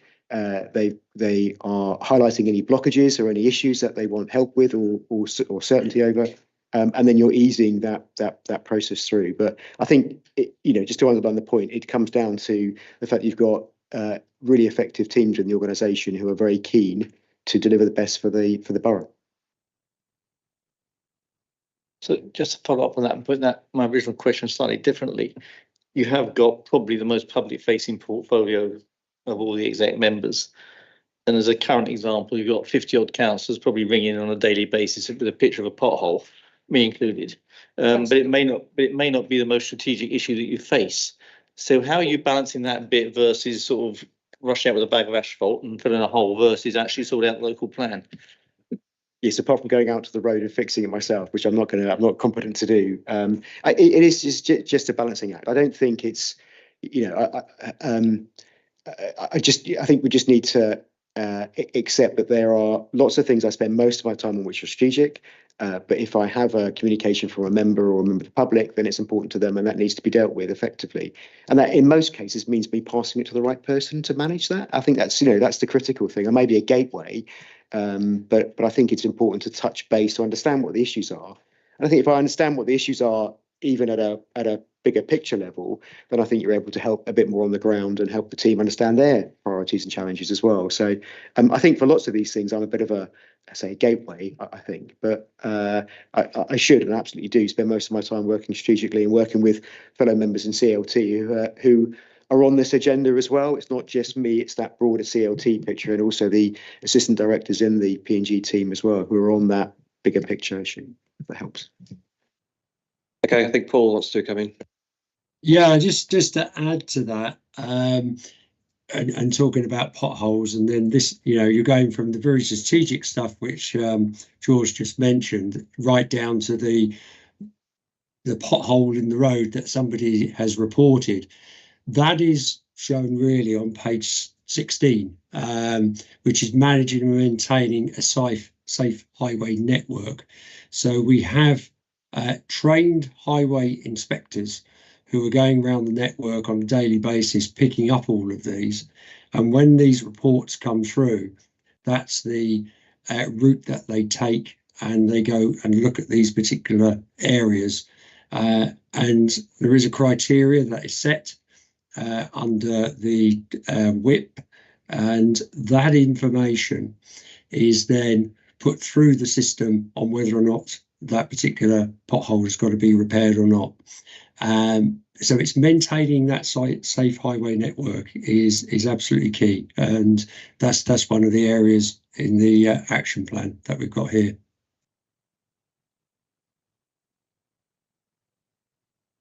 Pauline. Thank you. Do you have a date for the local plan, please? Not at this stage. In the next month or so, in fact, actually, to this month's executive, that we'll be publishing our local development scheme. So that's just going through the drafting stage at the moment, and that will set out the timetable for the local plan. Yeah, a date as in broad, a month-by-month timetable for the delivery of the new local plan at the executive this month. Any other comments from anybody else? No? I'll get to have my say then. Just a couple of points. One thing is officer communication. Generally, I find it really positive. However, I have had a couple of points, and I had one today, which was said, your highways issue has been dealt with. Okay. That's inadequate. Whereas I've had some officers who've gone in excruciatingly detail, which has been really helpful. So that's just a reminder to the group. One other sort of concern I have is some residents taking up a lot of officer time by continuing to keep. They've got an officer name and they continue the conversation and they keep piling onto that officer. Do you have an escape clause for an officer to say enough's enough? You now have to go through an alias or something, because I'm desperately concerned in one particular officer that they're getting badgered all the time. And thank you for the reminder about the system in terms of those standard emails that go out. It's very much one of the issues that we've been looking at in terms of how we can improve that. In terms of the officers. Yeah, I think it's, I think the first stage for me is if there is a, if you like, repeated call from the same individuals to an officer, it's about making sure the officer's got the right response and can adequately deal with that response and the support they need if there's a continuous communication. I think the next stage for us is maybe there's something in that in terms of the residents' demand, without what are they asking for in terms of service delivery? And the extreme example I would use is if you've got a tenant in one of our homes who has damp and mold, and they're not getting service attention, then there's a question for me about what are we doing about that? How are we resolving that issue? I think at some point, which is the point you're kind of making, which is when does that become unreasonable? When can we not continue the conversation because there's nothing else to add? When have we explored all the options and answered it adequately? And there is a process within the council to manage that, and it may be that you are asking the resident to use the formal complaints procedure, which ultimately ends in the ombudsman's place, or there's an elevation to a more senior officer to attempt to close the matter down. It is very challenging, and I think the important thing for us is making sure that there isn't we've done all we can to answer that question. There may be something within that resident's views that we haven't picked up on that is important for us, and we mustn't lose sight of that. Ultimately, we need to draw a line at some point, because I think it's the point we were making earlier on about resources, really.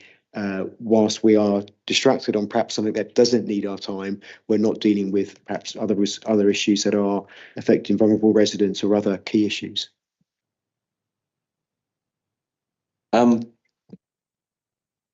Sorry, I think that was it, actually. Communication. Yeah. Oh, sorry, there was one other point sorry, this is a detailed point with regards to Seaford Court. That's been going on for quite a while, to be honest. And I know that we had property guardians in there before that were effectively renting that out whilst it wasn't being used. I know I've brought that up before, is what is actually happening with that property, because it's been empty for quite a while now, and I know there's been ASB issues around it, but again, it's sitting there doing nothing as far as I'm concerned. It probably would be best for me to give you a full update after the meeting, but in terms of the headlines, I know that there's we've applied for a grant from Homes England for that. We are likely to ask architects to look at the building or the timetable is to ask architects to look at the building in August this year.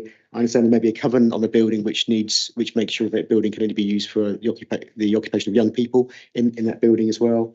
And we need to tie that in with our young people's housing strategy as well. So certainly plans are moving forward. Those are the headlines, but perhaps I can come back to you with a bit more of a timetable on that. Thank you. Okay. David and then Laura. Thanks, Chair. George, I was looking a bit on page 14 of your supplementary here about economic development.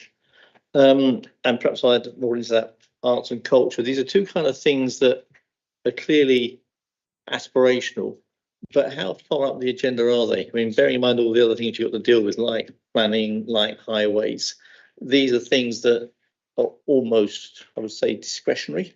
But on the other hand, they could possibly bring a huge amount of benefit. I'm just wondering in terms of resource and, are these things you get to on Friday afternoon or are they first thing on Monday morning? I think from a personal point of view, it's a light touch arrangement for me. And again, it goes back to having the right resources in the team. So both arts and culture and economic development sit within under Rianne as the AD. She has resources in the team. We've got a member of staff who's leaving, but we have a head of economic development as well, who has been fantastic actually about moving issues on. We have a regular, I think weekly, if not fortnightly, meeting with the lead member on the agenda as well. So work is being done on my agenda, probably light touch, if I can say it like that. That does not, because I'm not interested, I absolutely am. But certainly the resources are there. They are minimal resources, I think, but I think they're doing a great job to move that agenda on. On the arts and culture, we have limited resources in the team. We've appointed some additional temporary resources, mainly focused around using some effectively grant allowance, UK SPF funding, to help us with our arts and culture agenda. And that's set out here in terms of the Shared Prosperity Fund, and looking to develop some kind of year of culture for 24-25. this, I think, is really important, actually, and it's something that will be very much on my kind of key list, because I think the kind of cultural element is the kind of gel that binds our communities together, and it could be, yeah, absolutely, it's optional, but we've got some funding for this, and I think in terms of placemaking, in terms of uniting communities, and in terms of that cultural enrichment, I think this is a really important issue for us. So I look forward to seeing that come forward. Just to follow up on that, Neil's just pointed out we've got on the 4th of September the arts and culture strategy coming. Laura. Thank you. Peter's reminded me about the communications issue. So I often have a problem if I contact highways, I very rarely get a response unless I copy you and George or another senior officer. And it does happen in other areas that you look after as well. I haven't seen in here anything about communications and improving that with councillors and residents, because I'm sure you've got better things to do with your time than chase up your team to reply to me and others. Certainly, the customer service element is really important. And I've heard there are the examples you gave and the examples I think mentioned tonight around highways and transport. And I think the ask, I think, is to use those official channels, and then if they're not, you're not having a response, then to absolutely elevate those to me or the responsible AD.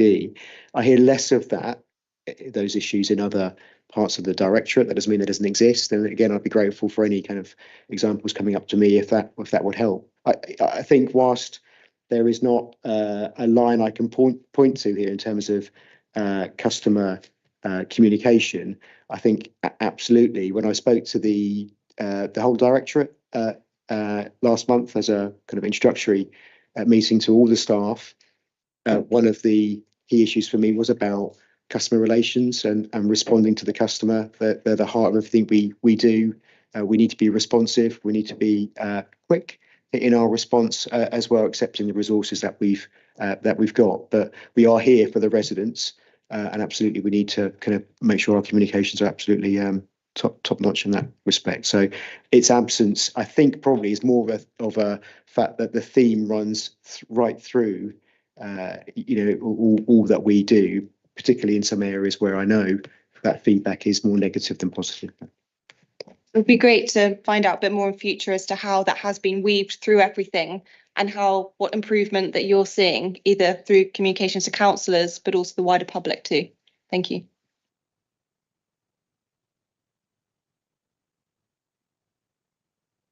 Okay, I think we're done with you there. Great, thank you. Moving on to the next one, which is the Community Safety Partnership update. And I guess that's Narinda and Ian. Okay, take it away, Narinda. Yes, thank you, Chair. The Community Safety Partnership update is attached in the papers, and it's an annual report with respect to the Community Safety Partnership activity. So the report sets out the priorities of the current strategy, Community Safety Strategy, which takes us to 2024. So we're currently in the second year of a 3-year strategy. And within the pack, as part of the committee papers, the members can see an update with respect to a number of different work streams that we have being undertaken in that strategy. So we've got an update there just in terms of domestic abuse and some of the key achievements that have been undertaken in respect of the domestic abuse agenda. And there's some updates, some more detailed updates, should I say, that are contained within a end of year report for the whole of the domestic abuse service that will be available shortly. But there's just some highlights in terms of an overview. There's contained within there some of the key achievements that we've undertaken as a partnership with respect to prevent and channel. So there's some updates for the plan in terms of the prevention and agenda that we've been involved in terms of protecting young people from radicalisation, both young people and adults. So that agenda spans across both. Substance misuse, in terms of the work that we've been undertaking to reduce the impact of substance misuse in relation to crime and disorder and antisocial behaviour. So that's both alcohol and substances. And that's both the availability of those substances and also the availability of treatment in respect of individuals that may be engaging and need some assistance and signposting to treatment, as well as those that are further along entrenched in substance misuse and it's affecting their sort of criminal, the impacts are in the more criminal space with respect to that. Antisocial behaviour, the community safety team have been undertaking the antisocial behaviour work this year with respect to high and medium level antisocial behaviour cases that have been referred both from in respect of across tenure cases, so where they are either from private sector or from the housing associations where cases are deemed scoring above a certain level, have been referred into the borough-wide antisocial behaviour panel, and sort of some of the achievements are set out there. The other thing within the report is some highlights in terms of the antisocial behaviour and safety and enforcement team activity as well. So in terms of the service requests on that team, now that team has been in place in situ for a whole 12 months, there's some available data with respect to that, some case studies, and also setting out some of the work that we've undertaken with respect to serious violence exploitation work, which is in relation to guns, gangs, and exploitation in terms of knife crime activity.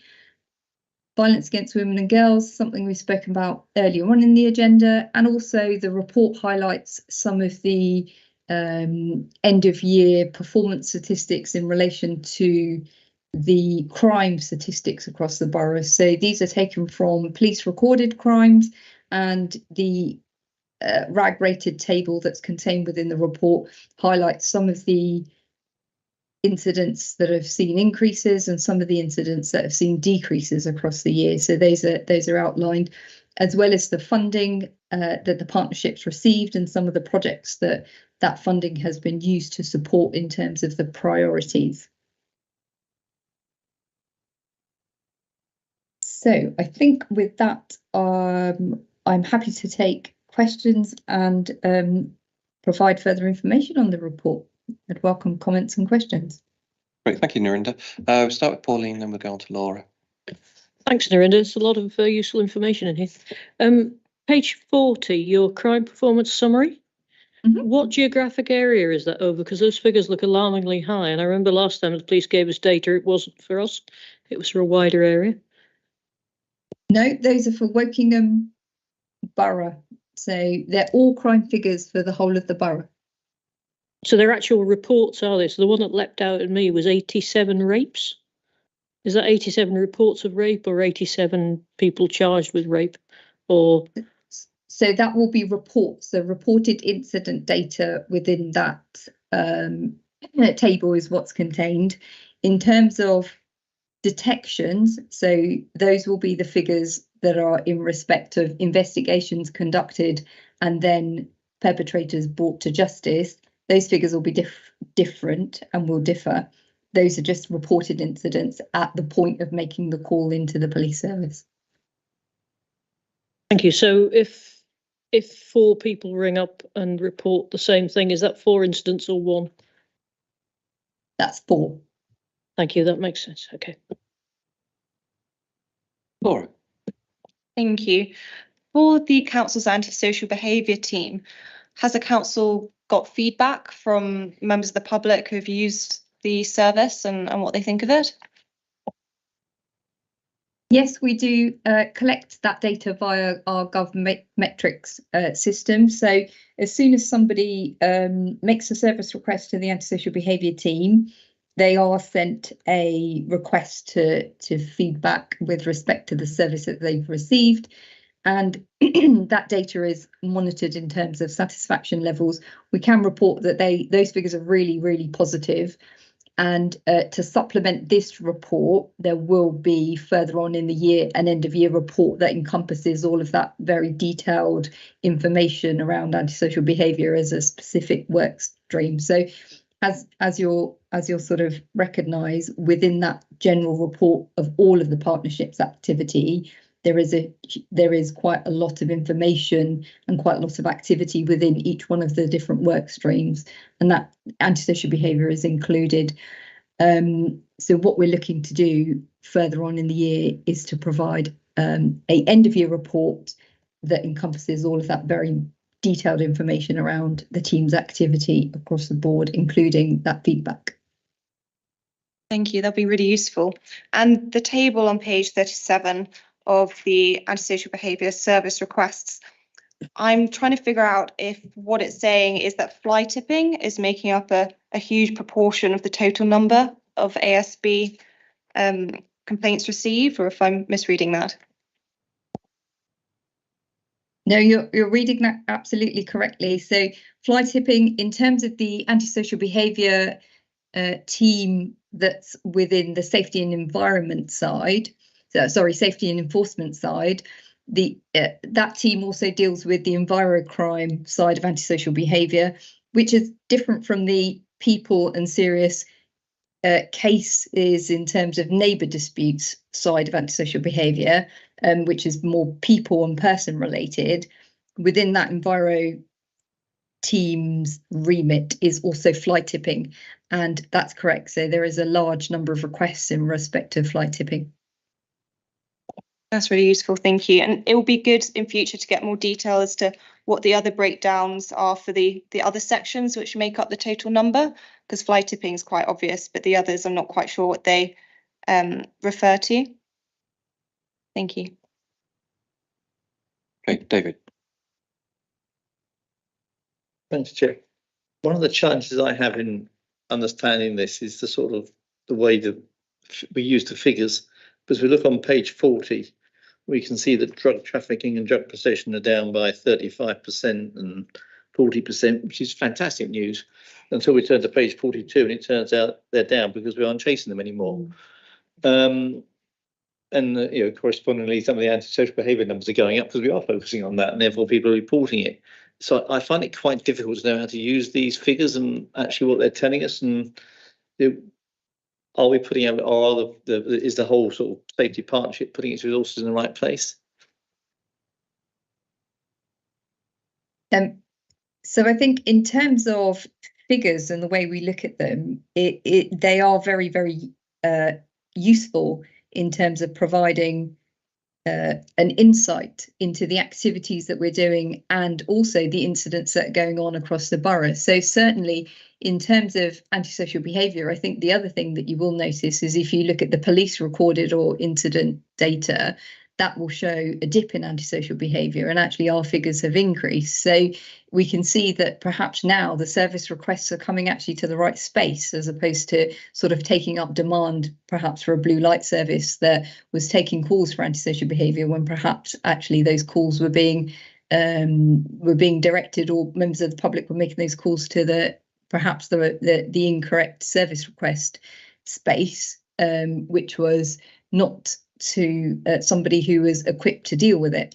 So in terms of that is one insight that we can take from the data in terms of the table. In terms of drugs and drug trafficking, absolutely, you do read that correctly. Drug trafficking and drug possession are very often offences that reflect activities of generally police activity, because it is the police who are equipped with the powers to deal with drugs in most shapes and forms, if not all. So that is very much driven about police activity, and I think you'll also see in the context of in the content of the report, there is also some recognition around those challenges of local policing and police resources and the pool of those. So whereas in previous years there would have been more operations that would have been undertaken by police colleagues in respect of proactive operations that would deal with drugs issues, those possibly haven't been as available due to the resources, and therefore the numbers, whilst they show positive, not all numbers showing positive are an actual translate into a positive outcome, and drugs are certainly one of those in terms of that. So on the flip side, I think in previous years, whilst we've seen those figures, drug trafficking and drug possession, as red, we would always take it as a partnership, that those are actually read as a positive outcome, because that detection and that activity is driven to detect those offences and find them, and also reduced that particular activity. So your reading of them is correct, and the way we use the insight from the data very much depends on the particular data that we're looking at. Okay, Pauline. Thanks. It was just Laura reminded me of something when she started talking about fly tipping. Have you got any information about the amount of fly tipping that actually gets cleared as opposed to the amount that gets prosecuted or progressed, at least to the point where somebody gets the collar felt in some way? I had a problem with a resident last week where he'd been told that nothing was going to be done about it, it was just going to be cleared up. And actually he went back there and found receipts, which he sent me copies of, that clearly show where the fly tip had come from. But the report he got back said, we can't work out whose it is. And I was just wondering whether there's some tendency to just clear it up because it's quicker, rather than actually doing something about it, in terms of catching the person who's tipped the waste in the first place. I can provide the details, but it's a more generic question. So in terms of having the figures right here to be able to give you, I'm afraid I don't, and I'll be able to get back to you hopefully about. I'll do my best to get back to you in terms of amounts.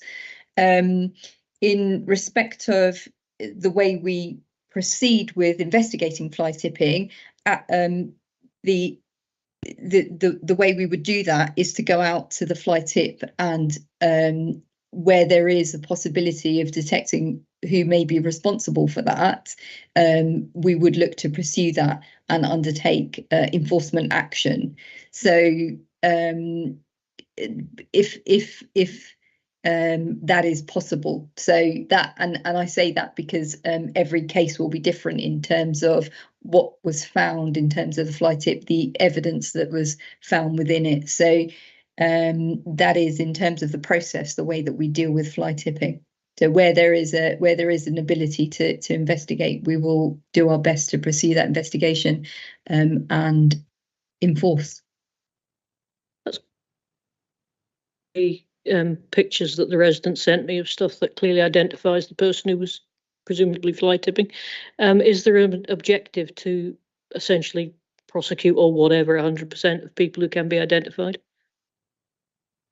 Our enforcement policy does take a approach which is set out within the enforcement policy that states we would look to educate, engage individuals, and then we would look to enforce. So there is a scaled process that we have set out. I think it wouldn't be proportionate perhaps to take an enforcement action always every single time directly straight away, where we have sought to engage or educate somebody and perhaps it's a first or a second offence, we would take a view case by case, but there is no objection in terms of taking enforcement action when it is available to us. Okay, so I wasn't necessarily saying you have to take everybody to court. What I wanted some assurance of was that we aren't just wandering around tidying fly tipping up when people can be identified, and we are following it up, because the example I had indicated, I think, that the guy was being told you couldn't identify people. Well, you obviously could. So if that's the target, that's great. It is, and I can provide, I can reassure you that where we have cases that can be investigated, we will do so where it's appropriate to issue a fixed penalty notice or take court prosecution, we will. David. Thank you. I'm just following on from that because I get quite disturbed by these sort of low-grade casual entries into crime, which when they go unchecked can easily sort of set the trend. The one that caught my eye here is the numbers relating to shoplifting, where it's sort of, doubled in the last year. And people will say that's due to economic circumstances, perhaps. I don't buy that. I don't think poor people are necessarily dishonest. I think this is more a casual attitude that you can just get into a shop and get away with it. And I hear this quite a lot. It's not just sort of stuff we read in stats. I mean, you can pick it up on social media. You can hear it anecdotally at first hand. I've met shopkeepers who tell me about it, both in the smaller shopping areas and in the town centres. Are we being as proactive as we can be in assisting with dealing with this and preventing it? And I do think it does come back to these other sort of bottom of the pile petty crime things like fly tipping and the rest of it. If we let that sort of stuff go, other stuff follows, and it's very difficult to recapture lost ground in that area. In terms of shoplifting, we have seen a increase nationally in terms of shoplifting, so we're not an outlier in respect of that. What we have seen in Wokingham, sadly, is some of the higher end of the numbers increasing in terms of volume for shoplifting. And that's a combination of a couple of factors. At the beginning of the year, we had identified a increase in volume of shoplifting. So we have done a number of different interventions across the shops, both in Wokingham town, and also we are talking to other retailers and other precincts in and around the borough in respect of implementing what's called the DISC system, which is effectively a reporting and information sharing system between shops around shoplifting offenders and particular trends that may be going around. So it's sort of live time information sharing within a data protection in a safely data protected way, in terms of shops being able to safeguard against them offenders operating. When sadly we are hit by operators in terms of shoplifting, there are a number of different factors involved. So they can be quite organised, because sadly that is also a trend that we're seeing in terms of organised individuals coming into areas and hitting for specific goods. We are also seeing, as you've identified there, a cost of living issue related to shoplifting, which we are looking in different ways in terms of how we might assist those that are identified in real poverty and in real need, where there may be shoplifting offences through economic circumstances that are going through. So for those types of offences, we would look to safeguard and signpost people as opposed to take punitive action. And then sadly, there is also those that are due to an increase in substance misuse and what we call acquisitive crime related issues, such as shoplifting and other petty crime, vehicle crime and other petty crimes. So what we would traditionally call it petty crime, but those that are suffering it obviously are not considering it to be petty. For those individuals, there are treatment options, and there are also other referral options that we're looking at in terms of enforcement as well. So where we identify particular individuals that we can take enforcement action against and are repeat offenders, we are looking to do that together with our partners in the police through better CCTV, better identification of individuals, and where there is a safeguarding and prevention angle, we're also looking at that for shoplifting. But as I said, shoplifting sadly is a national trend, hugely increasing in terms of its crime and incident types up and down the country, and Wokingham isn't alone in seeing that increase.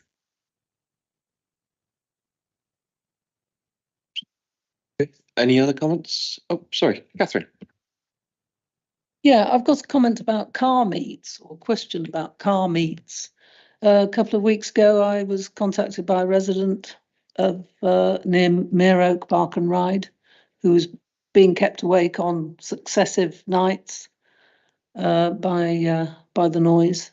And I was really happy to be able to tell her about the recent initiative that we'd taken about it, and gave her the email address, etc., etc. And I've just heard again, well, in fact, heard yesterday morning on social media that there'd been another car meet, and the police were there, but they didn't seem to be stopping it. So my question is, what exactly are the police actually doing about car meets as a result of this initiative? So car meets have been an ongoing problem for a number of years, and as a solution to that, we did implement late last year, a PSPO, so a public space protection order, in terms of car meets and council-owned car parks in particular. Now, the legislation doesn't sadly extend those powers in terms of dealing with car meets to highways land or to the incidents that are happening on the highway. So those are very much sadly that the police have the powers to deal with that under the Road Traffic Act provisions. So Can I just interrupt you there? Sorry, Dorinda, the site that Catherine's talking about is a council-owned site? I think Mere Oak Park and Ride is a council-owned site, isn't it? It is. So the incidents that we've been identifying currently since the implementation of the PSPO is that individuals are causing a noise nuisance going to and from those sites, possibly using the highway. So we are continuing to work with our police colleagues at road safer policing units, who are able to utilise their powers in respect of the highways land, where incidents are happening or have happened. And we have had some recent call outs over the last couple of weekends in council-owned car parks. We do deploy and have deployed the antisocial behaviour team, who do go out and have also issued fixed penalty notices to repeat offenders in terms of incidents. But what I'm glad to report is, in many cases, just having a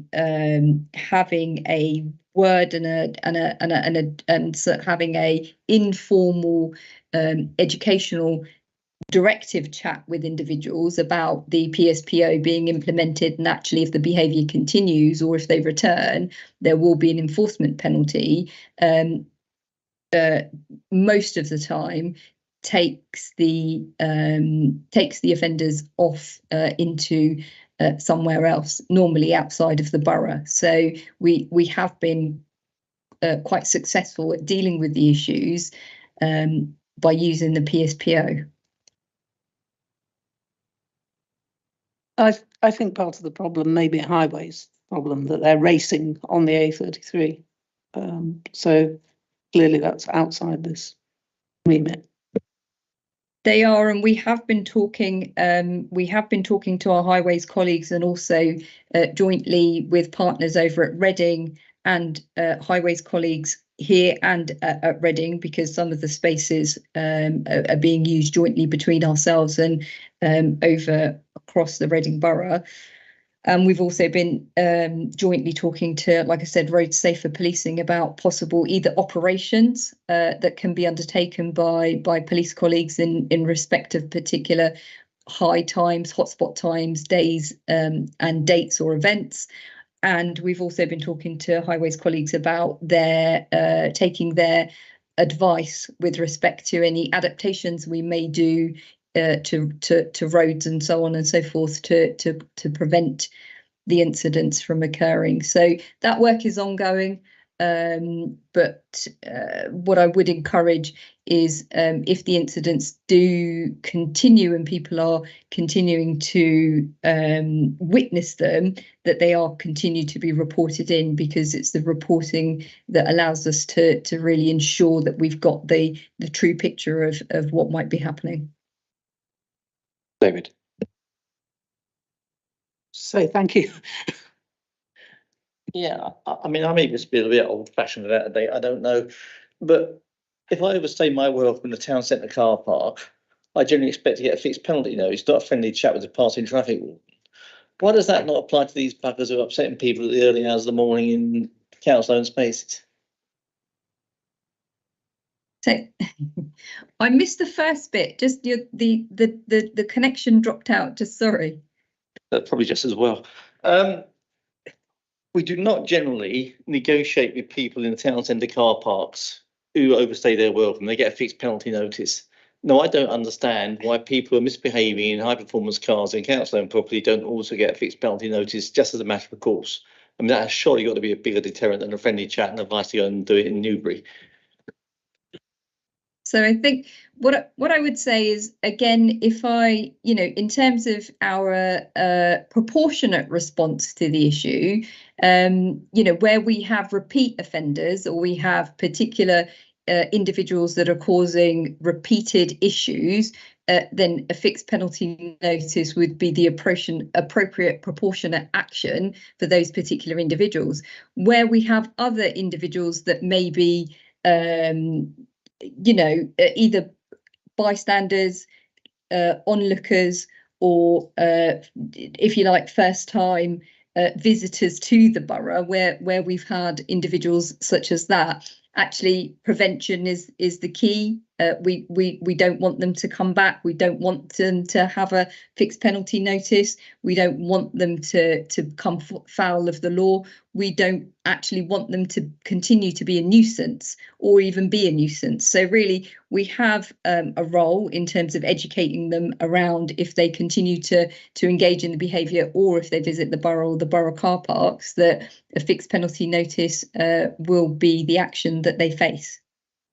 Again, it's around taking that proportionate approach to a proportionate and fair approach to individuals, as well as balancing the proportionality and the fairness to the residents. Okay, just to comment on that one, I think this one is worth noodling a bit via email, because I think both Catherine, David, and I've heard reports about Mere Oak just ongoing that say it is a thorn in the side that doesn't seem to get resolution. So I think we ought to take this one offline and dig into it some more because of the continued behaviour.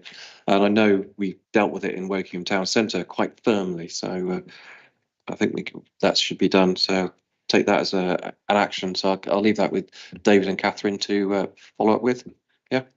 I do have a comment on the reports.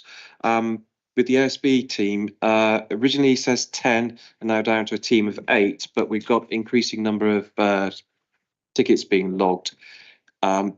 Is there any plans to increase it back to 10, or do you think 8 officers is adequate? At the moment, we will continue to keep that number under review. I think, as we've discussed as part of this meeting, but also the report highlights, service demand is only seems to be moving in one direction. So at the moment, we are ensuring that the resource is correct for the demand, but we will keep a close eye and a close review with respect to that. Okay, thank you. The other side of the coin with respect to resources is technology in use. So I know that in a particular instance, I had some CCTV cameras put in, but we've had to wait for their availability from another incident being CCTV'd. Do you feel that the team have enough technical resources to carry out their job?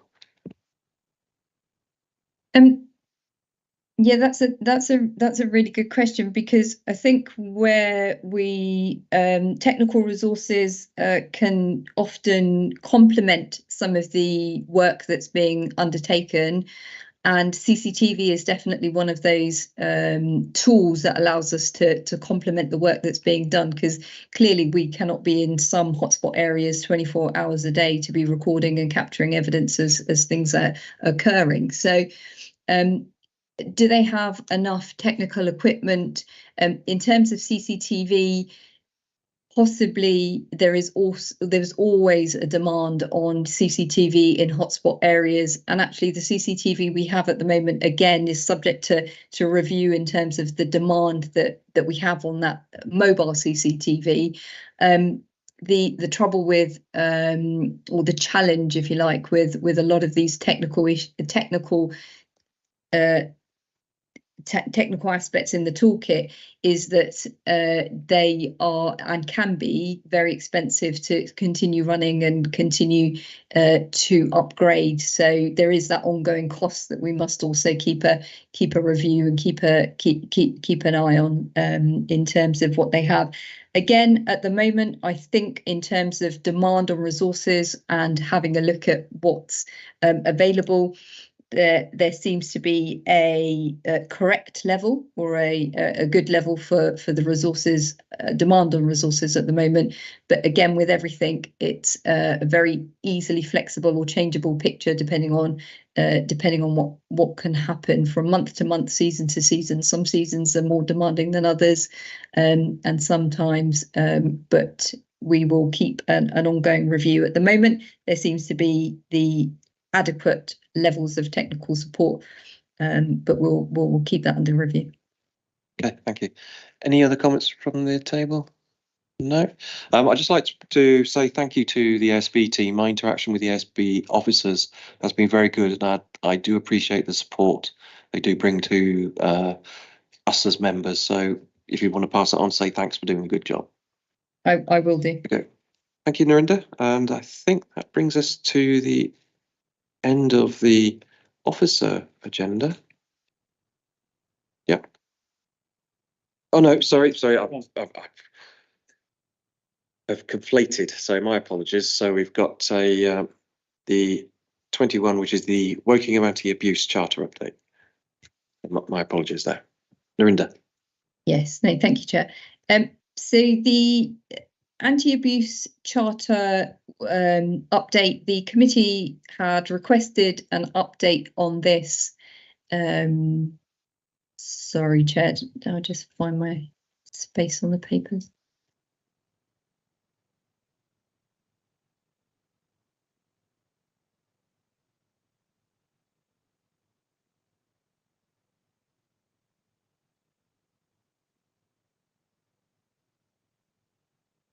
Yep, who are sorry. The committee had asked for an update with respect to the Wokingham Anti-Abuse Charter to come back to this meeting and just to outline some of the and update some of the work that had been undertaken in respect of the charter, which was adopted in January 21.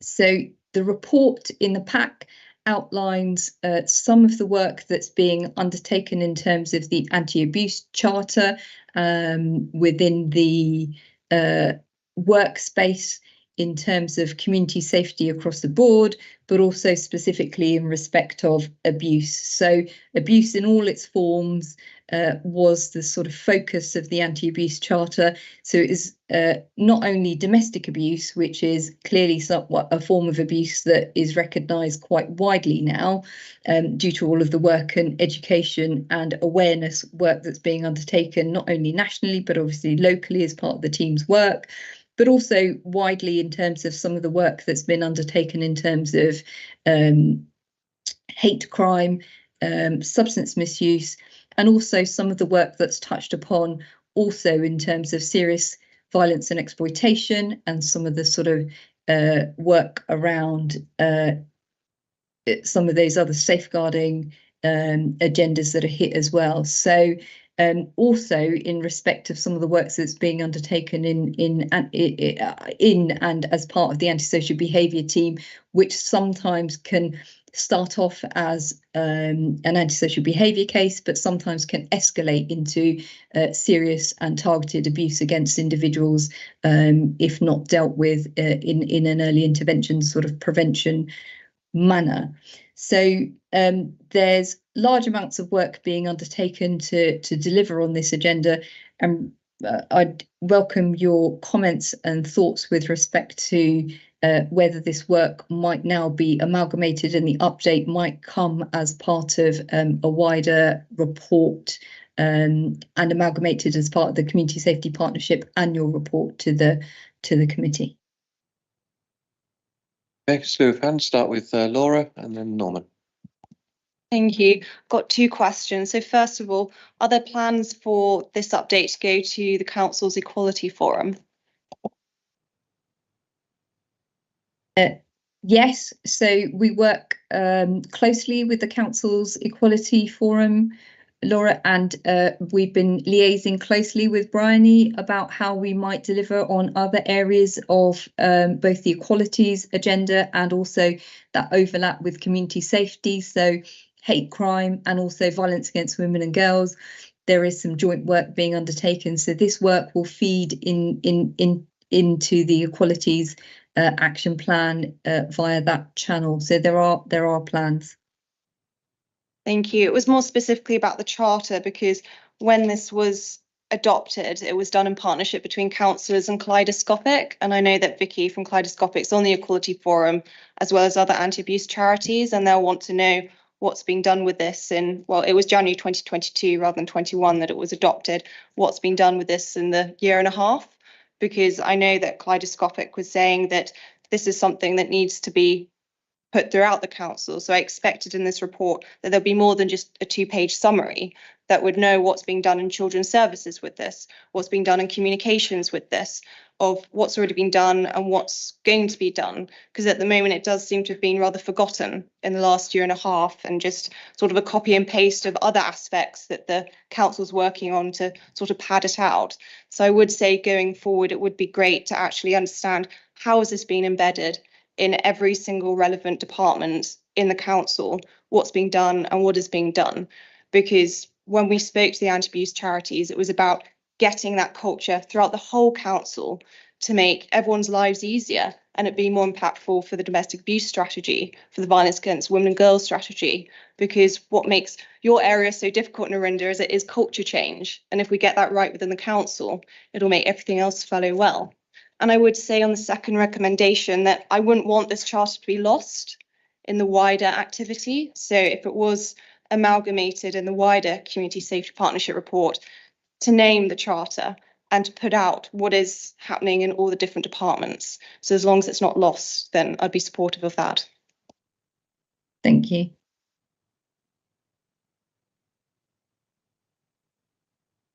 Okay, Norman. Yeah, I think that there's quite a lot of overlap between the sort of three things that we've been talking to you about this evening. And I think probably would make sense to roll it into the Community Safety Partnership update report, but as Laura says, to make sure it stands out as an individual item. I would have thought also the violence against women and girls draft strategy we had this evening, the sort of outcome of that in terms of an action plan and activities that could go in that same report as well. I would have thought that otherwise we're going to get piecemeal sort of reports that are similar but not quite the same. So I think in summary, I'm supporting bringing it all together, I think. Thank you. But with the clarity of Laura said, to make sure that it is called out in the report and it's just not simply subsumed and lost. Yeah. So does that sort of mean some sort of colour coding, labelling, whatever?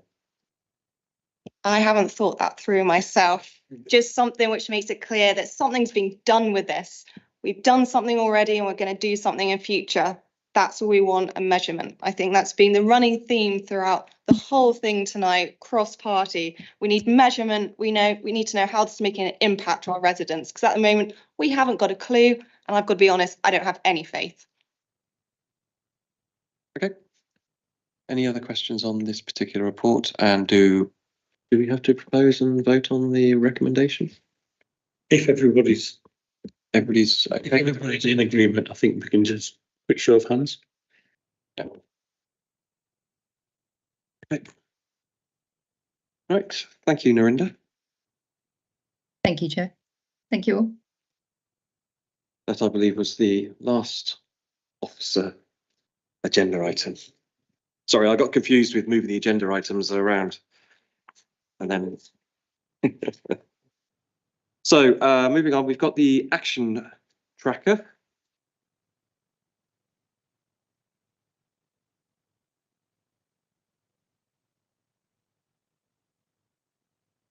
That's on page 77 of the report.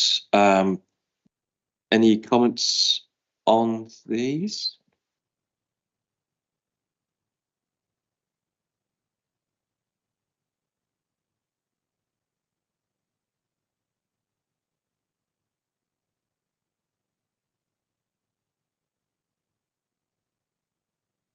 So I see we've got the local plan update coming on October 2023.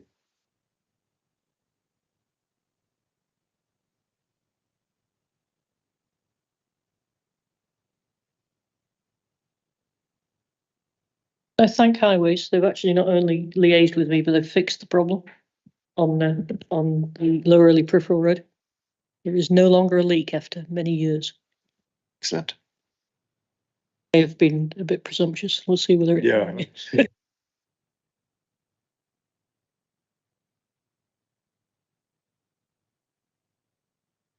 Okay, any other comments on the action items? No. Okay, moving on to the work programme.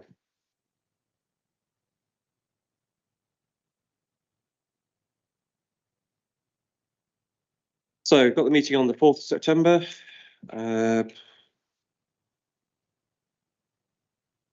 Any comments on that? David? Yeah, so I was going to say this at the end, but I will make it now. I mean, 4th of September is a ways away. I don't know what other folks feel. I think this evening we had a massive agenda. I mean, it felt big to me because I'd just come back off holidays. So I was picking it up and trying to read through it very quickly. And as we sat here, we've gone through some really big items. And I'm not entirely certain we did all justice. That may just be an entirely personal view, and others may feel differently. But coming back to ways of working, I do wonder whether we might be better served by meeting slightly more frequently, but with less packed agendas. Others for opinions? Yeah, I tend to agree. So I know last year we had a lot of meetings, especially towards the end with the financial plan and everything seemed to be slack at this time of the year, but crammed towards the end of the year. So Pauline? Okay, yeah. What can we do about David's point? Yeah, I mean, on the budget, we did have an extra couple of meetings, but it's outside of that period, I guess. So just for full, we could, I know we're into a holiday period and that applies to officers as well as to members. But had one or two of those meaty items tonight been pushed forward just to a month, I think we might have given it more time. Even this came out on the 23rd, something like that. So it's 2 weeks to sit down and digest. I wasn't in that situation. Even if I had been, it's 2 weeks to sit down and digest some really hefty stuff. So essentially what you're proposing is, can we have an August meeting so that we can actually spread stuff? Yeah. Okay. I think that's probably going to be a discussion with Colin, you and the chair? Yeah. Yeah, take that forwards. Okay. I mean, speaking personally, I'd rather keep clear of August. I think it's 1 month a year we're clear. Let's keep it clear. But maybe more in September. It's my personal view. That's a good view. If we've recorded that, then we can. at that because I appreciate August is holiday period. Okay, Pauline. Oh, okay. Right, going on to the next one, which is 2nd of October. We've got the start of the medium-term financial plan stuff. Any comments on that?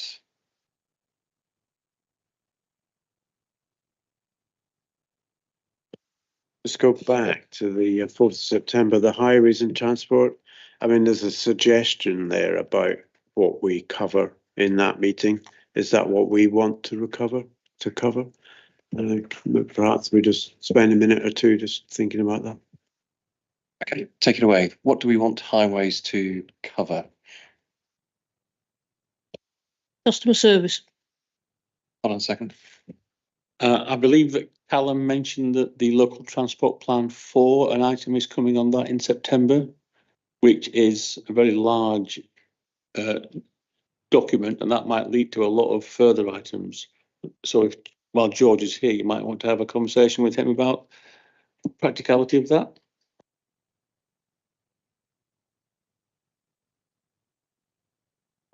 Yeah, the LTP4 is indeed a huge document, and it deserves time for proper scrutiny.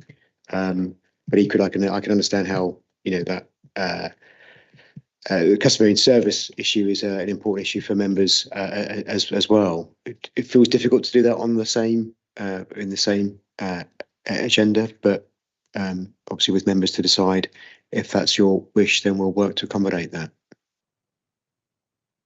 I think it's useful to get items that we're interested in highlighted here, and then you can either come along, do the transport plan, and then see if that squeezes in. Otherwise, we'll get another agenda item, or we get a written report answering the points, because I think response is quite an important topic. So let's go do a round table, just find out what we want. So Pauline, you started the ball rolling. Do you just want to reiterate your point? It's on here, but I'm very keen to protect. Talking about what you're doing about customer service, what you're doing about failure demand, and how you're going to improve that, because I think that's something that will help both the residents and the council. Okay, anyone else? I think mine is primarily about communications. So I'll go with the pothole issue. Residents log a pothole, they may or may not get a fast response, but to me, perfect world for me would be, I want to go and report a pothole, and then I've got a map of the borough. I click it, oh, it's already been reported, and I can see there's an action plan or whatever. So that's my thought. It's very much, again, customer service, I think, isn't it? And failure demand, I think, in that sense. David. Yeah, on highways, I'd like to understand more about how we tackle what I might term small projects. So big strategic stuff, clearly that's happening. Emergency response stuff, that happens. Maintenance happens. But as an example, I get regular correspondence about a stretch of the Reading Road going down towards Eversley, where the speed limit is 40 miles an hour through what's essentially a residential road. There's accidents often occurring at a junction. Residents want something done. Trying to get that on anyone's agenda to sit and discuss is really challenging. I mean, I've been knocking it around since I joined the council just over a year ago, and precisely zero progress gets made. Now, it may be that we say, you know what, there's just no capacity to handle that sort of issue. I might not like the answer, but that's at least an answer. But something about how we get these kind of small local projects engaged with, and I'm dismissed. Yeah, that sort of thing. Yeah. I'll just add an opinion to that, because I know we had it the full council actually having a list of projects and stuff that were going into highway. So rather than going into just a black hole, we actually get to see the whole prioritisation list. So I think that's part of that. So I'll move on to Rochelle. The perfect example of that was several years ago, we had the ability of outside source to do a zebra crossing. They were going to give us the money for it. All we had to do was reduce the speed limit on Barrowwood Road from 40 to 30. Highway sent out one group of 3. And I don't know what they did, but they were fired. And they sent out a second group of 3 about a month later, and they were fired. And we lost the money coming from an outside source. And this is the kind of thing that was just, you know, a small little project, but it would have been a very easy thing to do. And I have no idea why they had 2 groups of 3 that got fired and what the heck they were doing to get fired. But all we got was, I'm sorry, it's not done. And that's it. Bye. We'd like a better explanation that they were fired. You know, why couldn't you do that? It's not something that's rocket science. Okay, so is that's all? That's okay. All right, moving on. So, sorry. Just to clarify then, are you saying for the September meeting LTP4 and those items you just listed, or is that going to be too much, bearing in mind the earlier discussion? I think I'm going to leave it up to Giorgio to respond on that. But yes, but if you come back and said, look, this is worthy of another meeting, that's fine. Otherwise, we'll do a written response, but with the option of actually taking that forward, saying actually you've given us enough detail that we do want a meeting. Okay, moving on to October.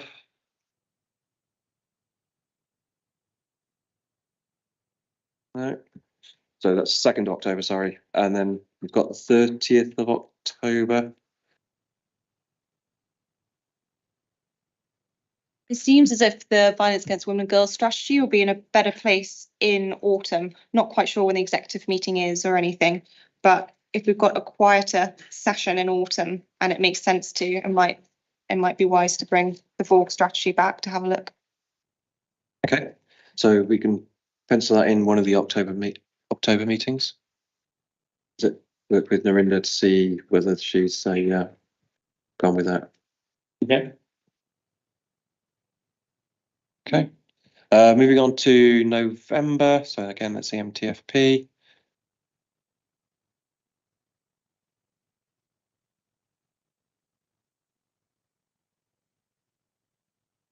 And December MTFP.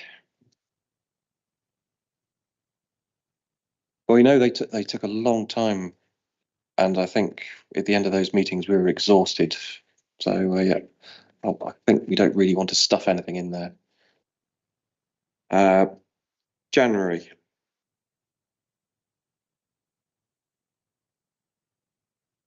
Okay. Oops. March.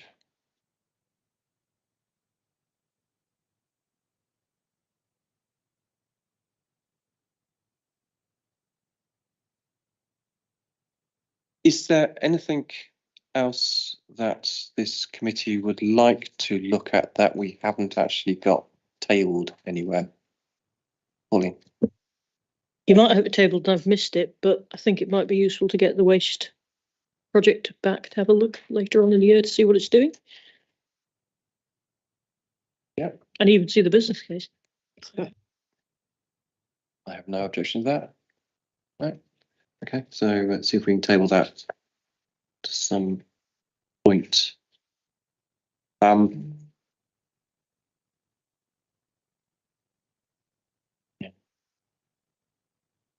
Okay, anything else? No.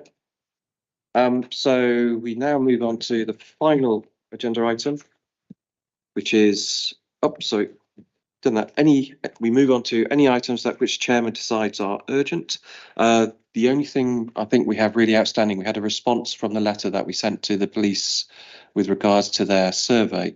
Do we have any comments on their response? Seems to be very non-committal to me in all of it. It was nice to get a letter and a response, but kind of a brush off, I felt. Yeah, so I'm more interested in getting the details. So they've given us a brush off, but it's actually getting the detail and the results of ensuring their their structure change is a positive change on the borough. Just remind me, when we asked the question, did we also copy in the Police and Crime Commissioner? That's a good one. Did we send that list? I can check. Yeah, I think. Might be worth using that as another lever to get an answer. Yeah. Okay, that's a good point, man. I thought we did actually, but yeah, That's cool. Yeah, great. Okay. Otherwise, any other comment on that letter? No. Okay. With that, I'll call the meeting to a close. Okay, excellent. Thank you.